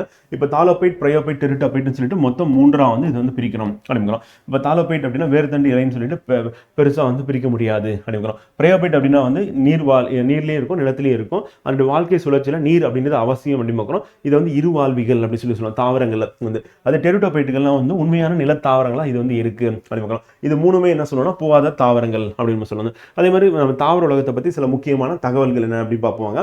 லெப்டிடோ கார்பன் அப்படின்றது ஒரு புதைப்படிவ தாவரம் அப்படின்னு பார்க்கலாம். லெப்டிடோ கார்பன் அப்படின்னு பார்க்கலாம். அதே மாதிரி சைலம் திசு அப்படின்றது வந்து பார்த்தீங்கன்னா 4 முக்கிய கூறுகளை வந்து உள்ளடக்கியது. ஒன்று என்ன அப்படின்னா ட்ரக்கீடுகள் அப்படின்னு, ரெண்டாவது வந்து நாளங்கள், மூன்றாவது வந்து சைலம் இலைகள், நான்காவது வந்து சைலம் பாரன்கேமா அப்படின்னு பார்க்கலாம். சைலம் அப்படின்றது எதுக்குன்னா நீரை கடத்துறதுக்கு பயன்படுகிறது. அந்த நீரை கடத்தக்கூடிய அந்த சைலம் திசுக்கள் அப்படின்றது மொத்தம் 4 முக்கிய கூறுகள் ட்ரக்கீடுகள், நாளங்கள், சைலம் இலைகள், சைலம் பாரன்கேமா அப்படின்னு பார்க்கலாம். அதே மாதிரி ஃப்ளோரிஜன் அப்படின்றது ஒரு குறிப்பிட்ட ஒளி நிலைகளின் கீழ் தாவரங்களின் இலைகள் உற்பத்தி செய்யப்படும் ஹார்மோன் அப்படின்னு பார்க்குறோம். இது ஹார்மோன் போன்ற புரதம் பூப்பதை தூண்டும் கலவை ஃப்ளோரிஜன். அப்போ ஃப்ளோரிஜன்னா ஃப்ளவர் அப்படின்னு ஞாபகம் வச்சுக்கோங்க. இது வந்து பூக்கறதுக்கு தேவையான ஒரு ஹார்மோன் அப்படின்னு பார்க்குறோம். ஸோ அப்போ இந்த ஹார்மோன் அப்படின்றது என்னன்னா பூப்பதை தூண்டும் அப்படின்னு பார்க்குறோம். வந்து எதுனா ஃப்ளோரிஜன் அப்படி எங்கே இருக்குன்னா வந்து தாவரத்தில் இருக்கு அப்படின்னு பார்க்குறோம். அப்போ குறிப்பிட்ட ஒளி நிலைகளில் கீழ் தாவரங்களின் இலைகளில் உற்பத்தி செய்யப்படும் அப்படிங்கிறோம். அப்போ தாவரத்தோட இலையில உற்பத்தி செய்யப்பட்டு அங்கே வந்து பூக்களை வந்து ஏற்படுத்தும் அப்படிங்கிறோம். அப்போ ஃப்ளோரிஜன் அப்படின்றது வந்து பூப்பதை தூண்டும் ஹார்மோன், அவ்வளோதான். எத்திலின் அப்படின்றது என்னன்னா பழங்கள் பழுக்க பயன்படக்கூடிய ஒரு ஹார்மோன் அப்படி பார்க்குறோம். அப்சிசிக் அமிலம் அப்படின்றது என்னன்னா ஒரு மன அழுத்த ஹார்மோன் அப்படி பார்க்குறோம். ஸோ அது மூலியமா என்ன ஆகுனா பொதுவாக வளர்ச்சியை தடுக்கிறது மற்றும் செயலற்ற நிலையை ஊக்குவிக்கிறது. அப்போ மன அழுத்த ஹார்மோன் அப்படிம்பாங்க வளர்ச்சியை தடுக்கும் வந்து. அப்புறம் செயலற்ற நிலையை ஊக்குவிக்கும். அப்போ செயல்படாமல் அப்படியே டார்மன் ஸ்டேஜ் கொண்டு போகிறதுனா அப்சிசிக் அமிலம். இது வந்து சீட்ல வந்து இருக்கிறது வந்து. சூப்பரின் அப்படின்றது என்னன்னா சிக்கலான ஒரு கொழுப்பு பொருள் அப்படிங்கிறோம். சிக்கலான இது கார்க் மற்றும் பிற திசுக்களின் செல்களின் ஒரு பாதுகாப்பு நீர் எதிர்ப்பு தடையை உருவாக்குகிறது. அப்போ அந்த சூப்பரின் அப்படின்னு இருந்ததுன்னா தண்ணி வந்து உள்ள போகாது. அப்போ நீர் எதிர்ப்பு தடை அப்படின்றது வந்து உருவாக்குது எங்கன்னா கார்க் மற்றும் பிற திசுக்கள் அப்படின்னு பார்க்குறோம். இது வெளிப்புறத்தில் வந்து. அடுத்து ஏரோபோனிக்ஸ் அப்படின்றத வந்து ஒரு கட்டுப்படுத்தப்பட்ட சூழலில் தாவர வேர்கள் வந்து காட்டில் தூங்கும் முறை வந்து. அப்போ ஏரோபோனிக்ஸ் அப்படின்னா தாவர வேர்கள் காட்டில் தூங்கி அதன் மூலியமா என்ன பண்ணோம் அப்படின்னா அதுக்கு தேவையான உணவுப் பொருளை எடுத்துக்கிறது உறிஞ்சுறது அப்படின்னு பார்க்குறோம். அது ஏரோபோனிக்ஸ் கல்ச்சர் அப்படின்னு பார்க்குறோம். அந்த லித்தோபோனிக்ஸ் அப்படின்றது என்ன அப்படின்னா மண்ணில்லாமல் வந்து மண்ணே கிடையாது வந்து லித்தோ அப்படின்னும் போதுன்னா பாறை வந்து. ஸோ அப்போ லித்தோஃபோன் என்பது வண்ணப்பூச்சிகள் மற்றும் மைகளில் பயன்படுத்தப்படும் ஒரு வெள்ளை நிறமி அப்படின்னு பார்க்குறோம். அதை லித்தோஃபோன் அப்படின்னு சொல்லுவோம். இது மண்ணில்லாமல் வந்து வளரும் முறைக்கு தான் நம்ம என்ன சொல்கிறோம் அப்படின்னா வந்து லித்தோஃபோனிக்ஸ் அப்படின்னு பார்க்குறோம். லித்தோஃபோன் வேற, லித்தோஃபோனிக்ஸ் அப்படின்றது வேற.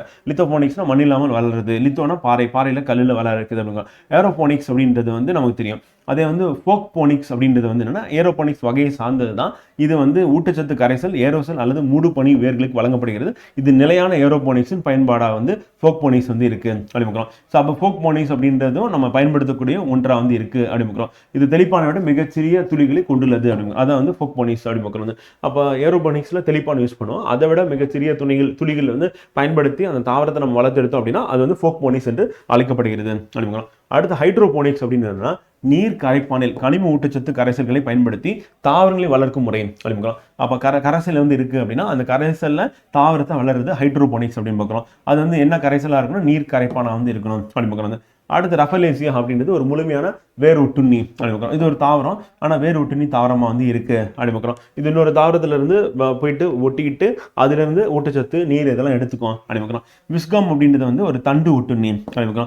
அப்போ இது ஒரு தாவரம், தண்டுல போயிட்டு மற்ற தாவரத்துடைய தண்டு இருக்குன்னா அதுல இருந்து உணவு எடுத்துக்கும். கேஸ் குட்டா அப்படின்றது வந்து பார்த்தீங்கன்னா இது ஒரு தண்டு ஒட்டுண்ணியை வந்து செயல்படுகிறது, மற்ற தாவரத்தோடு இணைந்து தனக்கு தேவையான உணவை எடுத்துக்கிறது அப்படிங்கிறோம். அதே லோரந்தஸ் அப்படின்றது வந்து பார்த்தீங்கன்னா நமக்கு பகுதி ஒட்டுண்ணி தாவரமாக வந்து இருக்கு அப்படின்னு. ஸோ அதுவும் வந்து ஒட்டுண்ணி. அப்போ லோரந்தஸ், காஸ்குட்டா, விஸ்கம், ரஃபலேசியா அப்படின்றது எல்லாமே வந்து ஒட்டுண்ணி தாவரங்களா இருக்கு. வேறு ஒட்டுண்ணி ரஃபலேசியா, அதே வந்து விஸ்கம், காஸ்குட்டா, லோரந்தஸ் அப்படின்னு தண்டு ஒட்டுண்ணியா வந்து இருக்கு அப்படின்றது நமக்கு இம்பார்ட்டன்ட் பண்ணது கேள்வி கேட்டாங்க. இப்போ உலகம் மற்றும் இந்தியாவில் காணப்படும் தாவர தொகுப்புகளின் மொத்த எண்ணிக்கை அப்படின்னு எடுத்துக்கிட்டோம் அப்படின்னா நம்பர் வைஸ் பார்க்கும்போது இருக்கிறது எது அதிகமாக இருக்குன்னா ஆஞ்சியோஸ்பர்ம்ஸ் தான் அதிக அளவில் இருக்குது அப்படிங்கிறோம். 2,68,000 வந்து உயிரினங்கள் வந்து இருக்குது உலகத்தில். இந்தியாவில் 18,000 இருக்குது அப்படிங்கிறோம். அதற்கு அடுத்து அப்படியே 2வது நேரத்தில் பாசிகள், 3வது பிரயோபெட்டுகள், 4வது டெரிடோபெட்டுகள், 5வது ஜிம்னோஸ்பர்ம்கள். ஜிம்னோஸ்பர்ம்கள் இருக்கிறதுலே ரொம்ப கம்மி, 1012 உலக அளவில். இந்தியாவில் 79 ஜிம்னோஸ்பர்ம்கள் வகை தான் காணப்படுகிறது அப்படிங்கிறது. ஸோ அப்போ உலக அளவில் இருக்கக்கூடிய தாவரங்கள் அப்படின்னு பார்க்கும்போது அதிக எண்ணிக்கையில் இருக்கிறது எதுனா நம்ம உணவாக எடுத்துக்கக்கூடிய ஆஞ்சியோஸ்பர்ம்கள் தான் அதிக எண்ணிக்கையில் இருக்குது அப்படிங்கிறோம். அது எவ்வளோ பார்த்தீங்கன்னா 2,68,600 உலகம். இந்தியாவில் வந்து 18,000 அப்படிங்கிறோம். மிக குறைந்த தொகுப்பு எதுனா ஜிம்னோஸ்பர்ம் அப்படின்னு பார்க்குறோம். ஆர்டர் கேட்டாங்கன்னா ஆஞ்சியோஸ்பர்ம் ஃபர்ஸ்ட், பாசிகள், பிரயோபெட்டுகள், டெரிடோபெட்டுகள், அடுத்து ஜிம்னோஸ்பர்ம்கள் அப்படின்னு அந்த ஆர்டர் ஞாபகம் வச்சுக்கணும். ஸோ அதுதான் நமக்கு இம்பார்ட்டன்ட் அப்படிங்க. இப்போ பாசிகள் அப்படின்னா ஆல்கா என்பது ஒரு லத்தீன் வார்த்தையாக வந்து இருக்கு. ஆல்காக்கள்லாம் கடல் பாசிகள் அப்படின்னு பார்க்குறது. பாசிகள் வந்து பச்சையம் கொண்ட எளிமையான ஆரம்ப நிலை தற்சார்பு ஊட்ட தாவரங்களா வந்து இருக்கு அப்படின்னு தெரியும். தற்சார்புனா பாசிகள்ல பச்சையம் இருக்கு, அதனால தற்சார்பு. தாலோபைட் அப்படின்னா என்னன்னா வந்து இது வந்து வேறு தண்டு இலை அப்படின்னு சொல்லி பிரிக்கவே முடியாது.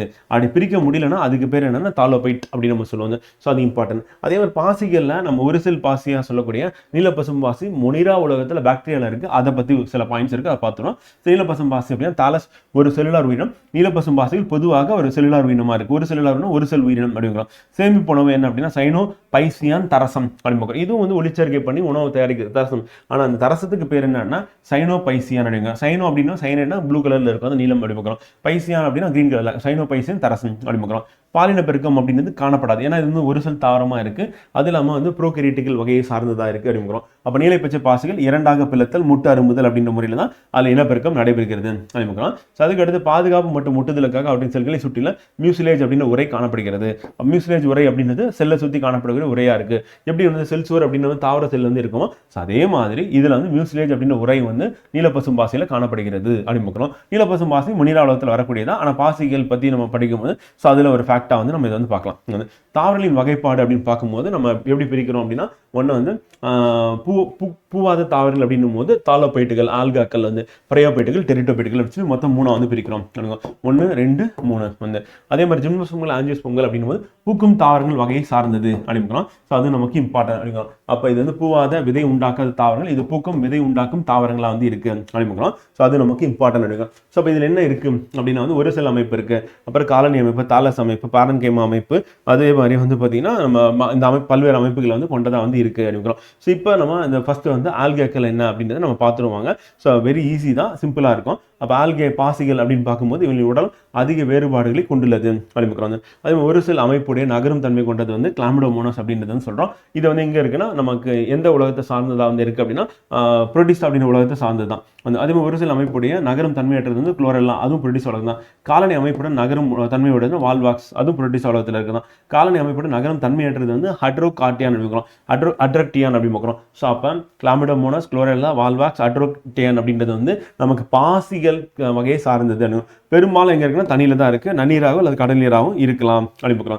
ஸோ இது வந்து ஆல்காக்களை பத்தின பொதுவான பண்புகள். அதே மாதிரி ஒரு சில பாசிகள் மட்டுமே ஈரமான நிலப்பகுதியில் காணப்படுகின்றன. சில பாசிகள் வந்து மிகவும் நுண்ணியவா இருக்கு, நீரின் மேற்பரப்பில் மிதக்கக்கூடியவா இருக்கு. அதை நம்ம தார்வ மிதவை நுண்ணுயிர்கள் நம்ம ஏற்கனவே வந்து புரோட்டிஸ்ட் உலகத்தில் பார்த்தோம். சில பாசிகள் வந்து இணைக்க உயிர்களாக காணப்படுகின்றன, பூஞ்சையோட ஒண்ணுக்கு ஒன்று சேர்ந்து இருக்கு. நம்ம எக்ஸாம்பிள் வந்து லைக்கன் அப்படின்னு பார்த்தோம். அது வந்து எடுத்துக்காட்டு வந்து லைக்கன்கள் வந்து பார்த்தீங்கன்னா ஒரு பூஞ்சையும் ஒரு பாசியும் ஒன்னா சேர்ந்து இருக்கு அப்படிங்கிறோம். ஒரு சில பாசிகள் வந்து தொற்று தாவரங்களாகவும் இருக்கு அப்படிங்கிறோம். பாசிகளை பற்றி படிப்புக்கு பேர் வந்து ஆல்காலஜி, பூஞ்சையை பற்றி படிக்கும் போது மைக்காலஜி அப்படின்னு ஏற்கனவே வந்து பார்த்தோம். இப்போ பாசி அது எந்த வகுப்பை சார்ந்தது, உதாரணம் அதனுடைய நிறமி என்ன, நமக்கு தேர்வு நோக்கில் இம்பார்ட்டன் அப்படிங்கிறோம். நீலப்பசும் பாசி அப்படின்னா சைனோபாசி அப்படின்னு சொல்லுவோம். இது வந்து ஆஸ்திரேலியா உதாரணம் பைக்கோசைனின் அப்படின்னா நிறமி. அப்போ நீலப்பசும் பாசியோட நிறமி அப்படின்றது நமக்கு வெரி வெரி இம்பார்ட்டன் இருக்கும். அது மாதிரி பச்சை பாசிகள் அப்படின்னும் போது என்ன பச்சையம் அப்படின்னு காணப்படுகிறது. பழுப்பு பாசி அப்படின்னும் போது வந்து பீகோசாந்தின் அதனுடைய நிறமையா இருக்கு.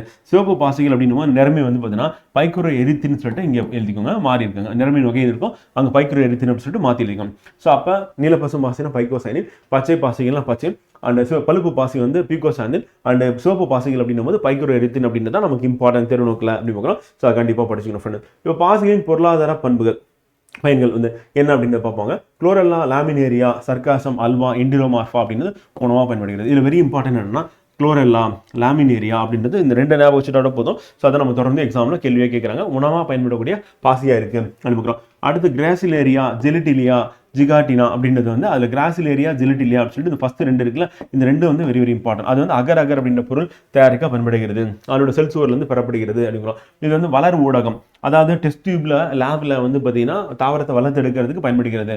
அப்புறம் அழகு பொருட்கள், காகிதம், துணிகள் போன்றவற்றிலும் பயன்படுத்தப்படுகிறது. குளோரெல்லா கிளாசிலேரியா, ஜெலிட்டிலியா அப்படின்னு அகர் அகர் பொருள் வந்து பயன்படுத்தப்படுகிறது. அடுத்து கான்ட்ராஸ்ட் கிறிஸ்பஸ் அப்படின்றது வந்து பார்த்தீங்கன்னா அதில் வந்து கோரோஜினின் அப்படின்ற பற்பசை, வண்ணப்பூச்சு, ரத்தம், முறைவிகள் அப்படின்னு தயாரிக்க பயன்படக்கூடிய பொருள் கிடைக்குது. வந்து லேமினேரியா, ஆஸ்கோபிலம், லேமினேரியா இருக்குன்னு பார்த்தோம். அதே வந்து பார்த்தீங்கன்னா இங்கே வந்து ஆல்ஜினேட் அப்படின்றது தயாரிக்கிறோம், இங்கே உணவாக பயன்படுதுன்னு பார்த்தோம். இங்கே ஐஸ்கிரீமில் பயன்படுகிறது. வண்ணப்பூச்சு மற்றும் தீப்பற்றிக் கொள்ளாத துணிகள் தயாரிக்க பயன்படுகிறது. லேமினேரியா, ஆஸ்கோபிலம் அப்படிங்கிறோம். லேமினேரியா, சர்க்காசம் அண்ட் ஆஸ்கோபிலம், பியூலம் அப்படின்னு பார்க்குறோம். திருப்பி இது தீவனமாக பயன்படுகிறது கால்நடைகளுக்கு அனுப்புகிறோம். டயாட்டம் அப்படின்றது வந்து சிலிக்கா புற ஓடுகள் சொல்லுவோம். இந்த டயாட்டம் மேசியம் அப்படின்ற மண் நீர் வடிகட்டியா வந்து இது வந்து பயன்படுகிறது அப்படிங்கிறோம், தண்ணியை வடிகட்டுறதுக்கு. அப்புறம் காங்கிரீட் ரப்பர் இருக்குல்ல, அதை வந்து கடினமாக்குறது, வலிமையை கூட்டுறதுக்கு வந்து நம்ம டயாட்டம் அப்படின்ற பாசி பயன்படுத்துகிறோம். வந்து அடுத்து லித்தோஃபுல்லம், கேரா ஃபியூகஸ் அப்படின்றது உரங்களாக பயன்படுகின்றன. அப்போ உரங்களாக பயன்படக்கூடிய பாசி எது அப்படின்றது நமக்கு இம்பார்ட்டன்ட். இது வந்து பயோரெமெடிகேஷன் வந்து உயிரி தீர்வாக வந்து நம்ம பாசிகள் உரங்களாக பயன்படுத்தலாம், ஏற்கனவே பூஞ்சைகள் உரங்களாக பயன்படுத்தலாம் அப்படின்னு பார்த்துருந்தோம். அந்த மாதிரி குளோரெல்லா அப்படின்றது வந்து குளோரெல்லின் அப்படின்ற உயிர் எதிர்ப்பு பொருள் தயாரிக்க பயன்படுகிறது அப்படின்னு பார்க்குறோம். அதே மாதிரி குளோரெல்லா செனிடெஸ்மஸ் கிளாமிடோமோனாஸ் அப்படின்றது கழிவுநீர் சுத்திகரிக்கும் மாசு குறியீட்டு உயிரினங்களாகவும் இது வந்து பயன்படுகிறது அப்படின்னு பார்க்குறோம். இது எல்லாமே பாசிகளுடைய பயன்பாடுகளாக இருக்கு. இதெல்லாம் முக்கியமானது என்ன அப்படின்னு வந்து பார்த்தீங்கன்னா, நம்ம ஃபர்ஸ்ட் பார்த்தோம் இல்லைங்களா, ஸோ அந்த குளோரெல்லா லாமினேரியா உணவு அப்படின்றது வெரி வெரி இம்பார்ட்டன்ட். அப்புறம் அந்த அகர் அகர் பொருள் தயாரிக்கிறது கிளாசிலேரியா ஜெலிட்டிலியா அப்படின்றது நமக்கு வெரி வெரி இம்பார்ட்டன்ட். அடுத்து வந்து பார்த்தீங்கன்னா நமக்கு தீவனமாக பயன்படுகிறது லாமினேரியா சர்க்காசம் அண்ட் ஆஸ்கோஃபிலம் அப்படின்றது நமக்கு இம்பார்ட்டன் அப்படிக்கிறோம். ஸோ அதுக்கு அடுத்து லித்தோஃபில் கோரோஃபில் அப்படின்னு உரங்களாக பயன்படுகிறது அப்படின்றது நமக்கு இம்பார்ட்டன். அது வந்து கேட்கறதுக்கான வாய்ப்பு இருக்கு அப்படிங்கிறோம். ஸோ இந்த குளோரல் இதை பாயிண்ட் வந்து உரங்களாக பயன்படுறது அப்படின்றது கேட்கறதுக்கான வாய்ப்பு ரொம்ப ரொம்ப அதிகம். கண்டிப்பாக அதை நம்ம பார்த்துக்கலாம். அடுத்து குளோரெல்லாம் வந்து உயிர் எதிர்ப்பு பொருள் ஆன்டிபயோட்டிக் அப்படின்றது தயாரிக்கக்கூடிய பயன்படக்கூடிய பாசி வந்து. அதே குளோரெல்லா செனிடெஸ்மஸ் கிளாமிடோமோனாஸ் வந்து பார்த்தீங்கன்னா கழிவுநீர் சுத்திகரிப்பு மாசு குறியீட்டுக்கு பயன்படுகிறது அப்படின்றது இம்பார்ட்டன். அவ்வளோதான் பாசிகள் பொறுத்தவரை. அடுத்து நம்ம பார்க்க போகிறது வந்து பிரயோபைட்டுகள் அப்படி பார்க்குறோம். பிரயோபைட்டுகள் அப்படின்றது மிக எளிமையான உடலமைப்பு கொண்ட பழமையான தாவரங்களாக வந்து இருக்குது பிரயோபைட்டுகள் அப்படிங்கிறோம். இது வந்து கடத்து திசுக்கள் வந்து இதில் வந்து கிடையாது அப்படிங்கிறோம். ஸோ அப்போ கடத்து திசுக்கள் அற்றது அப்படின்னு பார்க்குறோம். அப்படின்னு நிலத்தில் வளரக்கூடிய பூவாத தாவரங்களாகும். இது நீரில் நிலத்தில் ரெண்டுத்திலையும் இருக்குது. அதனால் என்ன சொல்கிறோம்னா தாவர உலகத்தின் இருவாழ்விகள் நம்ம சொல்கிறோம். வந்து வாழ்க்கை சுழற்சியில் கண்டிப்பாக வந்து நீர் எந்த இதுக்கு வந்து அவசியம் அப்படின்னு கேட்டாங்கன்னா அது வந்து டெரிடோபைட்டா ஜிம்னோஸ்போமா ஆஞ்சியோஸ்போமா பிரயோபைட்டான்னு கேட்டாங்கன்னா பிரயோபைட் அப்படிங்க. அதனால தான் நிலம் நீர் வாழக்கூடியது இருவாழ்விகள் அப்படின்னு நம்ம சொல்கிறோம். வந்து அதே மாதிரி நயாட்டா என்பது ஒரு புதைப்படிவ லிவர்வட் ஆகும். இது பிரயோபைட் குழுவை சார்ந்தது அப்படின்னு பார்க்குறோம். வந்து புதைப்படிவமாக இது வந்து இருக்கக்கூடியது அப்படின்னு பார்க்குறோம். அப்போ ஜுராசிக் பீரியடில் வாழ்ந்த ஒரு டெரிடோபைட்டா பிரயோபைட்டா வந்து இருக்கு அப்படின்னு. நீர்வாழ் உயிரினங்களில் சுதந்திரமாக மிதக்கும் வந்து ஐசோர்னியா மற்றும் சால்வினியா நீர்வாழ் உயிரினங்கள் வந்து நமக்கு பாதிப்பு ஏற்படுத்துது. இப்போ இதனோட எண்ணிக்கை அதிகரிச்சுன்னா என்ன ஆகும் அப்படின்னா நீர் முழுக்க பரவிடும். ஆனால் நீர் வழிகளை அடைச்சிடும் வந்து. அப்போ மீன் பிடித்தல் கப்பல் போக்குவரத்து மற்றும் பிற நீர் போக்குவரத்து தடுக்கின்றன. அப்போ பாதிப்பு ஏற்படுத்தக்கூடியது எது அப்படின்னா வந்து பார்த்தீங்கன்னா நீர்வாழ் உயிரினங்களில் மிதக்கக்கூடிய ஐசோனியா மற்றும் சால்வினியா அப்படின்றது வந்து பிரயோபைட் வகையை சார்ந்தது அப்படிங்கிறோம். பிரயோபைட்டின் பயன்கள் அப்படின்னு பார்க்கும்போது உலர்த்தப்பட்ட பீட் மாஸ் மற்றும் ஸ்பெக்னம் ஆகியன எரிபொருளாக பயன்படுகின்றன வந்து. அப்போ பீட் மாஸ் ஸ்பெக்னம் அப்படின்றது என்னவா பயன்படுகிறது பிரயோபைட்ல அப்படின்னா எரிபொருளாக பயன்படுகிறது அப்படின்னு பார்க்குறோம். ஸோ அந்த பாயிண்ட் நமக்கு இம்பார்ட்டன்ட் வந்து. மேலும் ஸ்பெக்னம் அப்படின்றது பொறை தடுப்பான் ஆகும். உறிஞ்சி பொருளாக எங்கன்னா மருத்துவமனையில் பயன்படுகிறது அப்படின்னு. அந்த ஸ்பெக்னம் விதை வந்து பார்த்தீங்கன்னா நாற்றங்கால் பசுமை இல்லங்கள் வந்து அந்த பசுமை இல்லத்தை உருவாக்கணும் நாற்றங்கால் அப்படின்னா அது மண்ணா வந்து அதை பயன்படுத்தி அதில் வந்து நம்ம வளர்த்தெடுக்கிறோம் அப்படிங்கிறோம். அப்புறம் கம்பளம் போல் இது வந்து விரித்து காணப்படுறதால் வந்து இது இந்த பிரயோபைட் அப்படின்னு நமக்கு மண்ணை வந்து பாதுகாக்குது அப்படிங்கிறோம். மண் அரிப்பை தடுக்கும் திறன் கொண்டது அப்படிங்கிறோம். ஸோ அது இம்பார்ட்டன்ட். பிரயோபைட் தாவரங்கள் மண் அரிப்பை தடுக்கிறது. ஸ்பெக்னம் அதிக பொருளாதார முக்கியத்துவம் வாய்ந்ததாக காணப்படுகிறது அப்படிங்கிறோம். அதே மாதிரி அதிக நீரை உறிஞ்சக்கூடியது என்னன்னா ஸ்பெக்னம் வந்து. அதனால பண்ணை நாற்றங்காலில் வந்து பண்ணையில் வந்து பார்த்தீங்கன்னா நம்ம ஏதாவது தாவரத்தை வளர்த்தெடுக்க போறோம்னா அங்கே வந்து ஒரு பெட்டாக வந்து எது யூஸ் பண்ணுறோம்னா ஸ்பெக்னம் வந்து யூஸ் பண்ணுறோம். பீட் அப்படின்றது நிலக்கரி வந்து பார்த்தீங்கன்னா எரிபொருள் வந்து ஸ்பெக்னத்துலேருந்து நமக்கு கிடைக்குது அப்படிங்க. அப்போ ஸ்பெக்னம் வந்து பார்த்தீங்கன்னா ஒரு பெட்டாகவும் தாவரங்களை வளர்த்தெடுக்கிறதுக்கும் அதே மாதிரி அந்த ஸ்பெக்னம் என்ன பண்ணுறோம்னா நிலக்கரி பீட் அண்ட் நிலக்கரி இருக்குல்ல, ஸோ அந்த மாதிரி நிலக்கரி பொருளாக வந்து பயன்படுகிறது அப்படின்னு பார்க்குறோம். ஸோ அதுவும் நமக்கு இம்பார்ட்டன்ட் வந்து. பிரயோபைட்டின் வகைப்பாடு அப்படின்னு பார்க்கும்போது மொத்தம் 3 வந்து பிரிக்கிறோம் அப்படின்னு பார்க்குறோம். ஸோ வகுப்புகளாக பிரிக்கப்பட்டுள்ளது அப்படின்னா ஒன்று வந்து அப்பாட்டிகே அப்படின்னு பார்க்குறோம். ரெண்டாவது வந்து ஆந்தோசெரிட்டே அப்படின்னு பார்க்குறோம். மூணாவது மாஸ்கல் அப்படின்னு பார்க்குறோம். அப்பாட்டிகே அப்படின்னா வந்து பிரயோபைட்டின் கீழ்நிலை தாவரங்களாக இருக்குது. எடுத்துக்காட்டு ரிக்ஷியா அப்படின்னு பார்க்குறோம். முதல் வகையில் அந்த கீழ்நிலை தாவரம் ரிக்ஷியா அப்படின்னு பார்க்குறோம். ரெண்டாவது வந்து ஆந்த்ரோசெரட் அப்படின்னா ஆந்த்ரோசெரஸ் அப்படின்னு பிரயோபைட் வகையை சார்ந்தது அப்படின்னா. மூன்றாவது வந்து பார்த்தீங்கன்னா மாஸ்கல் அப்படின்றது ஃபியூனேரியா எக்ஸாம்பிள். இது பிரயோபைட்டின் உயர்நிலை தாவரங்களாக கருதப்படுகிறது அப்படிங்கிறோம். இதுதான் அது ஃபியூனேரியா அப்படின்னு உயர்நிலை தாவரமாக இருக்கக்கூடிய பிரயோபைட்டுகள் அப்படின்னு பார்க்குறோம். ஸோ அது நமக்கு இம்பார்ட்டன்ட் வந்து. அப்போ மொத்தம் 3 பிரிக்கிறோம். அதில் மாஸ்கல் வந்து பார்த்தீங்கன்னா ஃபியூனேரியா அப்படின்றது முக்கியமானதாக இருக்குது. ஸ்பெக்னம் பற்றி நம்ம ஏற்கனவே பார்த்தோம் வந்து. ஸோ அந்த ஸ்பெக்னம் அப்படின்றது என்னன்னா பீட்டா வந்து மாறுகிறது அப்படிங்கிறோம். ஸோ அந்த வட ஐரோப்பாவில் வந்து பார்த்தீங்கன்னா இதை வந்து வணிக ரீதியாக எரிபொருளாக நெதர்லாந்தில் பயன்படுத்தியிருக்காங்க அப்படிங்கிறோம். அடுத்து நைட்ரேட்டுகள் பழுப்பு நிற சாயம் டானின் அப்படின்றது இந்த இதுலேருந்து பெறப்படுகிறது ஸ்பெக்னத்துலேருந்து. ஸ்பெக்னம் மற்றும் பீட் ஆகிய அதிக அளவில் நீரை தேக்கி வைக்கும் திறனை கொண்டது அப்படின்னு ஏற்கனவே வந்து பார்த்தோம். அதனால் பேக்கிங் மெட்டீரியல் தோட்டக்கலையில் வந்து இது வந்து பயன்படுத்தப்படுகிறது அப்படின்னு வந்து. அடுத்து மார்க்கன்சியா பாலிமரஃபா அப்படின்றது வந்து பார்த்தீங்கன்னா மார்க்கன்சியா பாலிமரஃபா நுரையீரல் காசநோயை குணப்படுத்த இது வந்து உதவுகிறது அப்படின்னு. ஸோ அப்போ மார்க்கன்சியா பாலிமார்ஃபா அப்படின்றது வந்து நுரையீரல் நோயை குணப்படுத்த பயன்படுகிறது அப்படின்னு. அது இம்பார்ட்டன்ட். ஸ்பெக்னம் வந்து பாலிட்ரேக்கம் அப்படின்றது உணவாக பயன்படுத்தப்படுகிறது. அப்போ உணவாக இது பண்ண ஸ்பெக்னமும் பிரயமும் பாலிட்ரேக்கம் அப்படின்றது பயன்படுத்தப்படுகின்றன அப்படிங்கிறோம். அந்த பிரயோபைட்கள் வழிமுறை வளர்ச்சியின் மூலமாக மண் தோன்றுவதற்கு மண் வளத்தினை பாதுகாப்பதில் பெருமகன. அப்போ மண் உருவாகிறதுக்கு பிரயோபைட் வந்து காரணமாக இருக்கு. மண் வளத்தினை பாதுகாக்கிறதுக்கு மண் அரிப்பு ஏற்படாமல் பாதுகாக்கிறதுக்கு பிரயோபைட் காரணமாக இருக்குது அப்படிங்கிறோம். ஸோ இது எல்லாமே பிரயோபைட்டின் பயன்பாடுகளாக இருக்குது அப்படிங்கிறோம். ஸோ பிரயோபைட்டின் பயன்பாடு அடிப்படையில் நம்ம கேள்வி கேட்கறதுக்கான வாய்ப்புகள் அதிகம் அப்படிங்கிறோம். அடுத்து நம்ம பார்க்க போகிறது என்ன அப்படின்னா டெரிடோபைட்டுகள் அப்படிங்கிறோம். டெரிட்டோபைட்டுகளில் சைலம் ஃப்ளோயம் திசுக்களை கொண்டுள்ள முதலாவது உண்மையான நிலத்தாரம். அப்போ உண்மையான நிலத்தாரமும் அதே மாதிரி சைலம் ஃப்ளோயம் திசுக்களை கொண்டுள்ளது அப்படின்னு பார்க்குறோம். இதுக்கு முன்னாடி பார்த்த பிரயோகப்பைட்டில் அந்த திசுக்கள் வந்து அற்றது அப்படின்னு பார்க்குறோம். அப்போ கடத்து திசுக்கள் அப்படின்றது வந்து இருக்கக்கூடிய பூவாத தாவரங்கள் அப்படின்னு எதுனா ஃபர்ஸ்ட் தாலோபைட் ஆல்கே, அதில் கடத்து திசு கிடையாது. அடுத்து பிரயோபைட், அதுலையும் கிடையாது. டெரிட்டோபைட்டில் தான் இருக்கு அப்படின்னு. அப்போ பூவாத தாவரங்கள் என்ன படிக்கின்றன, கடத்து திசுக்களை வச்சிருக்கிறதுல வந்து உடலானது தண்டு வேறு இலை என பிரிக்கப்பட்டுள்ளது. இதுக்கு முன்னாடி பார்த்ததுல பிரிக்க முடியாது, ஆல்கேலையும் பிரிக்க முடியாது, இதுல பிரிக்கலாம் அப்படின்னு. டெரிட்டோபைட்டின் வகைகள் மொத்தம் 4 வகைகளா இருக்கு அப்படின்னு. ஒன்று என்னன்னா சைலாப்சிடா, லைகாப்சிடா, ஸ்பெனாப்சிடா அண்ட் டிராப்சிடா அப்படின்னு பார்க்குறோம். ஸோ இது வந்து மொத்தம் 4 வந்து சிடாஸ்டிடான்னு முடியும். அப்படி முடிஞ்சதுன்னா என்னன்னா டெரிட்டோபைட்டுகள் அப்படின்னு பார்க்குறாங்க. ஸோ இதில் நெஃப்ரோலோபிஸ் அப்படின்ற பெரணி அப்படின்னு எங்கே இருக்குன்னா கடைசியாக இருக்க இந்த டிராப்சிடா அப்படின்றது இருக்கு அப்படிங்கிறோம். ஸோ அது முக்கியமான ஒரு அழகு தாவரமாக இருக்கு அப்படிங்கிறோம். டெரிட்டோபைட்டுகள் அப்படின்னு எடுத்துட்டாவே வந்து அது வந்து அழகு தாவரத்துக்கு பெயர் போனது அப்படிங்கிறோம். இப்போ சைலோட்டம் அப்படின்னு லைகோபோடியம் அப்படிங்கிறோம். இந்த ஈக்குசிட்டம் நெஃப்ரோலோபிஸ் அப்படிங்கிறோம். நெஃப்ரோலோபிஸ் அழகு தாவரமாக பயன்படுத்தப்பட்டது அப்படிங்கிறோம். இப்போ அடுத்து வந்து டெரிட்டோபைட்டுகள் அப்படின்போது அதனுடைய பயன்கள் வந்து இப்போ மார்சிலியா அப்படின்னு ஆரக்கீரை வந்து உணவாக பயன்படுத்தப்பட்டது.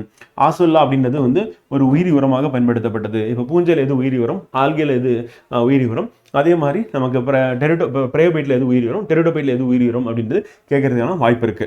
அண்ட் ட்ரையாப்டெரிஸ் ஃபிலிக்ஸ் மாஸ் அப்படின்றது நாடா புழு, இந்த குடலில் இருக்கக்கூடிய புழுவை நீக்கிறதுக்கு இது வந்து யூஸ் ஆகுது. ட்ரையாப்டெரிஸ் அப்படி பார்க்குறோம். டெரிஸ் விட்டேட்டா அப்படின்றது மண்ணில் உள்ள உலோகங்களை நீக்கம் செய்ய பயோ ரெமிடியேஷன் அப்படி பார்க்குறோம். இப்போ சாயில் பொல்யூஷன் ஆயிடுச்சு, மண் வந்து பாதிக்கப்பட்டிருக்கு அப்படின்னா அதில் இருக்கிறத ரிமூவ் பண்ணுறதுக்கு இது யூஸ் ஆகுது அப்படின்னா.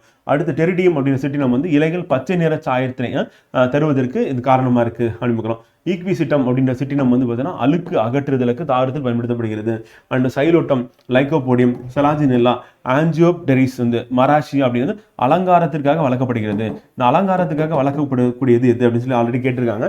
அது வந்து டெரிட்டோபைட்டுகள் அப்படின்னு ஞாபகம் வச்சுக்கணும். உண்மையான நிலத்தாவரங்களா இருக்கு அப்படின்னு பார்க்கணும். ஸோ அந்த பாயிண்ட்ல அது வந்து இம்பார்ட்டன்ட் அப்படின்னு சொல்லி பார்க்கணும்.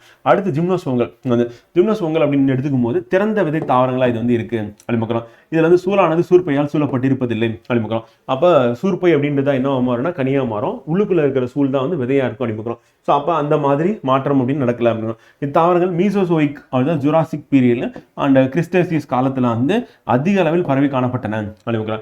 அப்போ மீசோசோயிக் அப்படின்ற இதில் ஜுராசிக் கிறிஸ்டோசியஸ் காலத்தில் வந்து காணப்பட்ட தாவரம் எது அப்படின்னு சொல்லி கேட்டாங்க அப்படின்னா வந்து ஜிம்னோஸ்போங்கல் அப்படின்னு பார்க்குறோம். உலகின் வெப்பமண்டல மற்றும் மித வெப்பமண்டல பகுதியில் வாழ்கின்றன. இதுனா வந்து இந்த ஜிம்னோஸ்போங்கல் அப்படின்னு பார்க்குறோம். எண்ணிக்கை ரொம்ப கம்மியாக தான் இருக்குது, 1000 தான் இருக்குது உலக அளவில் அப்படின்னு பார்க்குறோம். இந்திய அளவில் வந்து ஒரு 70 கிட்ட தான் இருக்குன்னு பார்க்குறோம். அந்த 4 வளர்ச்சியடைந்த ஆணிவேர் தொகுப்பு இதில் காணப்படுகிறது அப்படின்னு பார்க்குறோம். சைக்கஸ் தாவரத்தில் காணப்படும் பவள வேர்களும் நீலப்பசும் பாசிகளுடன் ஒருங்குயிரி வாழ்க்கை மேற்கொள்கிறது. அப்போ சைக்கஸ் அப்படின்ற மரம் வந்து ஜிம்னோஸ்போம். ஸோ அது வந்து என்ன பண்ணுன்னா நீலப்பசும் பாசிகளோட சேர்ந்து ஒருங்குயிரி வாழ்க்கை வாழ்கிறது அப்படின்னு பார்க்குறோம். பைனஸ் தாவரத்தின் வேர்கள் வந்து என்ன பண்ணுதுன்னா பூஞ்சை வேர்களை கொண்டுள்ளன வந்து. அப்போ நீலப்பசும் பாசிகளோட சேர்ந்து சைக்கஸ் மரம், பைனஸ் அப்படின்ற மரம் வந்து வேர் பூஞ்சைகள் அப்படின்னு பூஞ்சைகளோட சேர்ந்து வாழுது. ஜிம்னோஸ்போம் என்பது ஒரு வாஸ்குலார் தாவரம் ஆகும். வாஸ்குலார்னா சைலம் ஃப்ளோயம் இருக்கு அப்படிங்கிறோம். அப்புறம் திறந்த விதை கொண்ட தாவரமா இது வந்து இருக்கு அப்படிங்கிறோம். ஸோ அது நமக்கு எக்ஸாம் பாயிண்ட் ஆஃப்ல இம்பார்ட்டன்ட். மொத்தம் 4 வகைகளை நம்ம என்ன பண்ணோம்னா ஜிம்னோஸ்போம்ல வந்து பிரிக்கிறோம் அப்படிங்கிறோம். என்னப்பா அப்படின்னா வந்து சைக்கடல்ஸ், ஜிங்கோயல்ஸ் வந்து கோனிஃபெரல்ஸ் அண்ட் நீட்டல்ஸ் அப்படின்னு சொல்லிட்டு மொத்தம் 4 வந்து எதை பிரிக்கிறோம் அப்படின்னா ஜிம்னோஸ்போம்களை நம்ம பிரிக்கிறோம் அப்படிங்கிறோம். சைக்கடல்ஸ் அப்படின்னும் போது பனைமரம் போன்று நேராகும், கிளைகள் இல்லாமலும் வளரும் சிறிய தாவரம். அப்போ பனைமரம் மாதிரி நேராக இருக்கிறது, கிளைகள் இல்லாமல் இருந்தால் சைக்கடல்ஸ் அப்படிங்கிறோம். இறகு வடிவ கூட்டிலை வந்து இருக்கும் வந்து. நுனியில வந்து கிரீடம் போல இருக்கும் வந்து. வேரானது ஆணிவேர் அப்புறம் பவளவேர் என 2 வகை காணப்படக்கூடியது. இதெல்லாம் கொடுத்துட்டு எந்த தாவரம் அப்படின்னு கேட்டாங்கன்னா சைக்கஸ் ஜிம்னோஸ்போம் வகை அப்படிங்கிறோம். அடுத்து ஜிங்கோயலஸ் அப்படின்றது வந்து விசிறி வடிவ இலைகளை உடைய பெரிய தாவரமா இருக்கு. அப்போ விசிறி வடிவ இலைகள் பார்த்தீங்கன்னா அந்த விசிறி வடிவத்தில் இருக்குது அப்படின்னா வந்து அது வந்து ஜிங்கோயலஸ் அப்படின்னு பார்க்குறோம். பெரிய தாவரமா வந்து இருக்கு அப்படின்னு. இது வந்து சைக்கஸ் வந்து. இந்த தொகுப்பில் ஒரே ஒரு இந்த வகைப்பாட்டில் ஜிங்கோயலஸ் அப்படின்றத ஜிங்கோ பைலப்பா அப்படின்னா ஒரே ஒரு தாவரம் தான் இருக்கு அப்படி பார்க்குறோம். தாவரம் துர்நாற்றத்தை ஏற்படுத்தக்கூடியதா இருக்கு அப்படி பார்க்குறோம். ஸோ அது நம்ம தெரிஞ்சுக்கணும் வந்து. ஸோ அதற்கு அடுத்து வந்து பார்த்தீங்கன்னா கோனிஃபெரல்ஸ் அப்படின்னு பார்க்குறோம். இவை கூம்பு வடிவத்தில் இருக்கு வந்து. அப்போ கூம்பு வடிவம் பசுமை மாறாத தாவரங்கள் அப்படின்னு பார்க்குறோம். இதுல ஊசி போன்ற அல்லது செதில் போன்ற இலைகள் காணப்படுகின்றன அப்படின்னு. விதைகள் வந்து பார்த்தீங்கன்னா இறகு வடிவ அமைப்பை கொண்டது. பெண் கூமினில் உருவாகின்றது பைனஸ் அப்படின்னு எடுத்துக்காட்டு. அப்போ பைனஸ் அப்படின்றது வந்து பார்த்தீங்கன்னா நமக்கு கோனிஃபெரல்ஸ் அப்படின்ற வகைப்பாட்டில் இருக்கக்கூடிய ஒரு தாவரம். பெண் கூமினில் விதைகள் வந்து இருக்கு, இறகு வடிவத்தில் இருக்கும். அதே மாதிரி செதில் போன்ற அல்லது ஊசி போன்ற இலைகளை கொண்டது எது அப்படின்னு சொல்லி கேட்பாங்க. கேட்டாங்கன்னா பைனஸ் அப்படின்னு நம்ம ஞாபகம் வச்சுக்கணும். அது இம்பார்ட்டன்ட். அந்த கடைசி வகை வந்து நீட்டலஸ் அப்படின்னு பார்க்குறோம். இது சிறிய வகை தொகுப்பு தாவரங்களா இருக்கு. ஆஞ்சியோஸ்போங்கல் போன்று உயர் பண்புகளை கொண்டது வந்து. அப்புறம் மூடப்படாத சூழ்களை கொண்டுள்ளன. அப்போ சூர்பை, சூர்பைனா வந்து பார்த்தீங்கன்னா கனி, அது கிடையாது, விதையும் மூடப்படாமல் திறந்து காணப்படுகிறது அப்படின்னு பார்க்குறோம். ஸோ அதுக்கு எடுத்துக்காட்டு வந்து பார்த்தீங்கன்னா நீட்டலஸ் வந்து நீட்டம் அப்படிங்கிறது அதுக்கான எடுத்துக்காட்டு அப்படின்னு ஞாபகம் வச்சுக்கிட்டோம்னா கரெக்டாக இருக்கும். இப்போ ஜிம்னோஸ்பர்ம்களின் பொருளாதார முக்கியத்துவம் அப்படின்னு கடைசியாக வந்து நம்ம இதில் வந்து பார்க்க போகிறோம். ஸோ அது வந்து சைக்கஸ் சிர்னாலிசிஸ் அப்படின்றது ரெவல்யூட்டா அப்படின்னு நம்ம சொல்லுவோம். அப்போ சைக்கஸ் வந்து பார்த்தீங்கன்னா சாக்கோ அப்படின்ற பொருள் கிடைக்குது, தரசம் நிறைந்த உணவாக இருக்குது. அப்போ உணவுக்காக பயன்படுறதுன்னு சைக்கஸ் அப்படின்னு பார்க்குறோம். அது ஞாபகம் வச்சுட்டு போதும், இல்லை சைக்கஸ் அப்படின்னு பேர் ஞாபகம் வச்சுக்கோங்க. ஃபைனஸ் அப்படின்றது அந்த வறுத்த விதைகள் உணவாக பயன்படுகின்றன. அந்த அடுத்து எபிஸ் பால்சாமியா அப்படின்றது கனடா பால்சம் சொல்லிட்டு நிலையான கண்ணாடி துண்டு அது தயாரிக்க பயன்படுகிறது அப்படின்னு பார்க்குறோம். அடுத்து ஃபைனஸ் வந்து இன்சுலாரிஸ் அப்படின்றது வந்து என்னன்னா ரெசின் டர்பன்டைன், அதாவது தாள் அப்புறம் வார்னிஷ் தயாரிக்க பயன்படுகிறது அப்படின்னு பார்க்குறோம். அரகேரியா அப்படின்றது வந்து பார்த்தீங்கன்னா தோல் துறையில் பயன்படுகிறது, அதில் இருக்க டானின்கள் வந்து. அடுத்து டாக்ஸஸ் ப்ரீவிஃபோலியா அப்படின்றது வந்து டாக்ஸஸ் அப்படின்றது டாக்ஸால் அப்படின்ற புற்றுநோய் சிகிச்சைக்கு மருந்தாக பயன்படுகிறது. எபிட்ரின் அப்படின்ற மருந்து அது ஆஸ்துமா மூச்சுக்குழாய் அலர்ஜிக்கு மருந்தாக பயன்படுகிறது அப்படிங்கிறோம். அதுக்கடுத்து ஃபைனஸ் ராக்சிஃபோலியா அப்படின்றது ஒலியோ ரெசின் அப்படின்றது கோந்து வார்னிஷ் அச்சுமை தயாரிக்க பயன்படுகிறது. அண்ட் ஃபைனஸ் வந்து பார்த்தீங்கன்னா மரக்கூழ் தயாரிக்க காகிதம் தயாரிக்க பயன்படுகிறது. அப்போ நம்ம என்ன பண்ணலாம், மரத்தை வச்சு நம்ம என்ன பண்ணலாம் முடிவு பண்ணிடலாம். சைக்கஸ் அப்படின்றதும் ஃபைனஸ் அப்படின்றதுலையும் நமக்கு என்னன்னா தரசம் நிறைந்த உணவாக பயன்படுகிறது அப்படிங்கிறோம். அதில் ஜெரார்டினா அப்படின்றது வறுத்த விதைகள் அப்படின்னு பார்க்குறோம். இங்கே வந்து பார்த்தீங்கன்னா சிசானிலிசிஸ் வந்து ரெவல்யூட்டா அப்படின்றது சாக்கோ அப்படின்ற பொருள் வந்து கிடைக்குது அப்படிங்க. கனடா பால்சம் அப்படின்னா எபிஸ் பால்சாமியா நிலையான கண்ணாடி துண்டு தயாரிக்க. பைனஸ் இன்சுலாரிஸ் அப்படின்றது ரெசின் டர்பன்டைன் தாள் அப்புறம் வந்து வார்னிஷ் தயாரிக்க பயன்படுகிறது. அரகேரியா வந்து தோல்துறையில் பயன்படுகிறது டானின்கள் வந்து. அடுத்து வந்து டாக்ஸல்ஸ் அது அப்படின்றது வந்து புற்றுநோய் சிகிச்சை. அண்ட் எபிட்ரா அப்படின்றது வந்து பார்த்தீங்கன்னா ஆஸ்துமா மூச்சுக்குழாய்மை எபிட்ரின் அப்படி மருந்து. இந்த இப்போ நமக்கு இதில் முக்கியமானது தொடர்ந்து கேட்டுகிட்டே இருக்கிறது என்னன்னா இந்த எபிட்ரா அப்படின்றது இம்பார்ட்டன்ட், வந்து தொடர்ந்து கேட்டுகிட்டே இருக்காங்க அப்படி மருந்து. அடுத்து டாக்ஸஸ் அப்படின்றது கேட்கறதுக்கான வாய்ப்பு இருக்குது, புற்றுநோய்க்கு மருந்தாக பயன்படுகிறது அப்படின்றது இம்பார்ட்டன்ட் வந்து. அடுத்து வந்து பார்த்தீங்கன்னா நமக்கு இந்த பைனஸ் அப்படின்றது ரெசின் டர்பன்டைன் இருக்குல்ல, ஸோ அதன் அடிப்படையில் கேட்கறதுக்கான வாய்ப்பு இருக்குது அப்படின்னு வந்து. இதை நல்லா படிச்சுட்டீங்க அப்படின்னா அந்த மூணுமே நமக்கு எக்ஸாமில் கேட்கும்போது சரியாக ஆன்சர் பண்ணிடலாம் அப்படின்னு. அடுத்து வந்து அந்த அலங்கு தாவரம் அரகேரியா அப்படின்றது நமக்கு வெரி வெரி இம்பார்ட்டன்ட், தொடர்ந்து இது கேட்டுகிட்டே இருக்காங்க. அலகு தாவரம் அலங்காரத்திற்கும் மலர்கள் வந்து பயன்படுறது அரகேரியா அப்படின்னு. அடுத்து செட்டர்ஸ் டியோடரா மரக்கட்டை கதவுகள் படவுகள் தண்டவாளங்கள் அண்ட் செட்டர்ஸ் அட்லாண்டிகா வந்து எண்ணெய் வாசனை திரவம் தயாரிக்க பயன்படுகிறது. இதில் அரகேரியா அப்படின்றது இம்பார்ட்டன்ட். அடுத்து எபிட்ரா அப்படின்றது வந்து பார்த்தீங்கன்னா எபிட்ரின் அப்படிங்கிற மருந்து இம்பார்ட்டன்ட். டாக்ஸஸ் அப்படின்றது கேட்கறதுக்கான வாய்ப்பு இருக்குது அப்படிங்கிறோம். அதுக்கடுத்து ஃபைனஸ் அப்படின்றது ரெசின் டர்பன்டைன் அப்படின்னு தயாரிக்க பயன்படுகிறது. தாள் காகிதம் வர்ணஷ்கள் அப்படின்னு சொல்லிட்டு அதை ஞாபகம் வச்சுக்கிட்டீங்கன்னா கரெக்டாக இருக்கும்.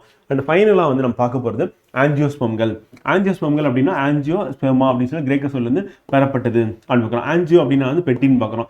ஸ்பெர்மியா அப்படின்றது வந்து பார்த்தீங்கன்னா விதைன்னு பார்க்குறோம். அப்போ விதை வந்து பெட்டிக்குள்ளே இருக்குது அப்படி பார்க்குறோம்.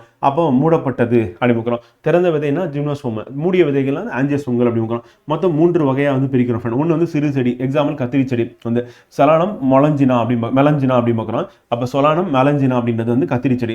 புதர் செடிகளுக்கு எடுத்துக்காட்டு வந்து சைனன்சிஸ் அப்படின்றது வந்து ஹைபிஸ்கஸ் ரோசா செம்பருத்தி வந்து குறிக்குது. மரங்கள் வந்து பார்த்தீங்கன்னா மாஞ்சிஃபெரா இண்டிகா வந்து மாமரத்தை குறிக்குது. ஸோ இங்கே இருக்கிறது அப்படியே நமக்கு எக்ஸாமில் கொஸ்டினாக வந்து கேட்டுருவாங்க அப்படின்னு பார்க்குறோம். நல்லா ஞாபகம் வச்சுக்கணும். ஸோ அதனுடைய இருசொற் பெயர் என்ன, தாவரையில் அப்படின்றது இம்பார்ட்டன்ட். சைலம் மற்றும் ஃப்ளோயம் அப்படின்னா கடத்து திசுக்கள் நன்கு வளர்ச்சி அடைந்து காணப்படுகின்றன. சைலம் ஃப்ளோயம் எங்கேருந்து இருக்குது, நம்ம வந்து டெரிடோபைடுகள் இருக்குது, ஜிம்னோஸ்பெர்ம்கள் இருக்குன்னு பார்த்தோம். இப்போ ஆஞ்சியோஸ்பெர்ம்கள் இருக்குது அப்படிங்கிறோம். சைலமானது சைல குழாய்கள், ட்ரக்கீடுகள், சைலம் பாரன்கேமா மற்றும் சைல நார்கள் அப்படி சொல்லிட்டு இதெல்லாம் காணப்படுகிறது 4 வகையாக. அப்போ சைலம் குழாய்கள், ட்ரக்கீடுகள், அப்புறம் சைலம் பாரன்கேமா, சைலம் நார்கள் சொல்லிட்டு மொத்தம் 4 இருக்குது அப்படிங்க. ஃப்ளோயம் அப்படின்னு பார்க்கும்போது ஃப்ளோயம் அப்படின்னா ஒன்று சலடை குழாய் வந்து ஃப்ளோயம் பாரன்கேமா, அப்புறம் துணை செல்கள் ஃப்ளோயம் நார்கள் என 4 வகை செல்களை கொண்டுள்ளது அப்படின்னு பார்க்குறோம். ஆஞ்சியோஸ்பெர்ம்களில் பக்கவாட்டு வேர்கள் அப்படின்றது வந்து இப்போ வேர் இருக்கு அப்படின்னா அதில் பக்கவாட்டு வேர் போகுது அப்படின்னா ஸோ அதை என்ன சொல்லுவோம் அப்படின்னா பெரிசைக்கிளிலிருந்து உருவாகின்றன அப்படின்னு பார்க்குறோம். அப்போ பக்கவாட்டு வேர்கள் எங்கேருந்து உருவாகின, பெரிசைக்கிளிலிருந்து உருவாகின. இது தாய் வேரின் எண்டோடெர்மிஸுக்குள் அமைந்துள்ள மெரிஸ்மேட்டிக் திசுக்களின் ஒரு அடுக்காக இருக்கு. அப்போ தாய் வேர்ல எண்டோடெர்மிஸ் அப்படின்னு சொல்லிட்டு இருக்கு. அந்த வேருடைய அந்த பகுதியிலிருந்து உருவாகின இது வந்து மெரிஸ்மேட்டிக் அப்படின்னா திசுவின் ஒரு அடுக்காக இருக்கு. அப்போ பெரிசைக்கிள்கள் அப்படின்னா வேர் பக்கவாட்டு வேர் அப்படின்னு பார்க்குறோம். அது ஞாபகம் வச்சுக்கணும். ஆஞ்சியோஸ்பெர்ம்களின் வகைப்பாடு வந்து 2 தான் ஃப்ரெண்டு. ஒன்று இருவித்தலை, விதையை உடச்சிங்கன்னா 2ஆம் வரும், வரல அப்படின்னா அது வந்து ஒரு வித்தலை. அப்போ ஒரு வித்தலை இருவித்தலை அப்படின்னா இப்போ எக்ஸாம்பிள் பட்டாணி 2ஆக உடையும், வேர்கடலை 2ஆக உடையும். அப்படின்னா அது வந்து இருவித்தலை தாவரம். நெல் கோதுமை அப்படின்னா ஒரு வித்தலை தாவரத்துக்கு எடுத்துக்காட்டு. அப்போ விதைகள் வந்து 2 விதை இலைகளை கொண்டுள்ளது அப்படிங்கிற. ஆணிவேர் தொகுப்புடன் இருக்கும், வலைப்பின்னல் நரம்பு அமைவு இருக்கும், அப்படின்ற இருந்ததுன்னா அது வந்து இருபத்திலை தாவரத்தின் பண்புகளாக இருக்குது. அப்போ ஒன்று வந்து பார்த்தீங்கன்னா 2 விதை இலைகளே இருக்கும், அதுக்கடுத்து ஆணிவேர் தொகுப்பு இருக்கும், நரம்பமைவு வந்து இலை வந்து எப்படி இருக்குன்னா வலைப்பின்னல் நரம்பமைவு கொண்டதாக வந்து இருக்கும், மலர்கள் வந்து 4 அல்லது 5 அடுக்காக வந்து இருக்கும். அப்போ செட்ஸ் வந்து பார்த்தீங்கன்னா 4 இருக்கும், ஃப்ளோரல் வந்து 4 இருக்கும், இல்லைன்னா 5 இருக்கும் அந்த மலர்கள் அப்படின்னு பார்க்குறது. அவை இதழ்கள் மற்றும் புள்ளி என 2 அடுக்குகளாக பிரிக்கப்பட்டுள்ளன அப்படிங்கிறோம். மகரந்த சேர்க்கை பெரும்பாலும் எப்படி நடக்கும்னா பூச்சிகள் மூலம் நடைபெறுகிறது அப்படிங்கிறோம். அவரை, மாமரம், வேப்ப மரம் அப்படின்றது எல்லாமே இருபத்திலைக்கு எடுத்துக்காட்டாக இருந்திருக்கு. அப்போ பூச்சிகள் மூலமா நடக்கக்கூடிய மகரந்த சேர்க்கை நடந்ததுன்னா அது வந்து இருபத்திலை தாவரம் பெரும்பாலும் அப்படி தான் நடக்குது. அதனுடைய தாவரங்களின் பண்புகள் அப்படின்றது இதுதான் அப்படி பார்க்கலாம். ஸோ அது இம்பார்ட்டன்ட். அடுத்து ஒரு வித்திலை தாவரங்கள் விதை வந்து ஒரு விதையிலேயே கொண்டது அப்படி பார்க்குறாங்க. இது தாவரம் சல்லிவேர் தொகுப்பு இருக்கும், அங்கே ஆணிவேர் பார்த்தோம். வந்து இது வந்து இணைப்போக்கு நரம்பமைவு, அது வலைப்பின்னல் நரம்பமைவு பார்த்தோம். வந்து இலைகள் காணப்படும். மலர்கள் வந்து இது 3 அங்கங்களை கொண்டது, அது 4, 5 அங்கங்களை கொண்டது. அப்போ 3 3 இருக்கும். வந்து அந்த மாதிரி அள்ளி புள்ளி இதழ்கள் பிரிக்கப்படாமல் இருக்கும், அங்கே பிரிக்கப்பட்டு இருக்கும் அப்படி பார்க்குறோம். மகரந்த சேர்க்கை அங்கே பூச்சிகள் மூலம் நடக்கும், இங்கே பெரும்பாலும் காற்றின் மூலம் நடக்கும். எடுத்துக்காட்டு புல், நெல், வாழை அப்படி பார்க்குறோம். இதெல்லாம் வந்து பார்த்தீங்கன்னா ஒரு வித்திலைக்கு எடுத்துக்காட்டு அப்படி பார்க்குறோம். ஸோ இப்போ இன்றைய வகுப்பில் நம்ம என்னென்ன பார்த்து முடிச்சோம் அப்படின்னா நம்ம 5 உலகங்களை 4 உலகம் கம்ப்ளீட் பண்ணிட்டோம். முனிரா உலகம், புரோட்டிஸ்டா உலகம், பூஞ்சை உலகம், தாவர உலகம் முடிச்சாச்சு. ஸோ அடுத்த வகுப்பில் நம்ம என்ன பார்க்க போகிறோம் அப்படின்னா வந்து விலங்கு உலகம் அப்படின்றத நாளைய வகுப்பில் நம்ம சந்திப்போம். நன்றி, வணக்கம்.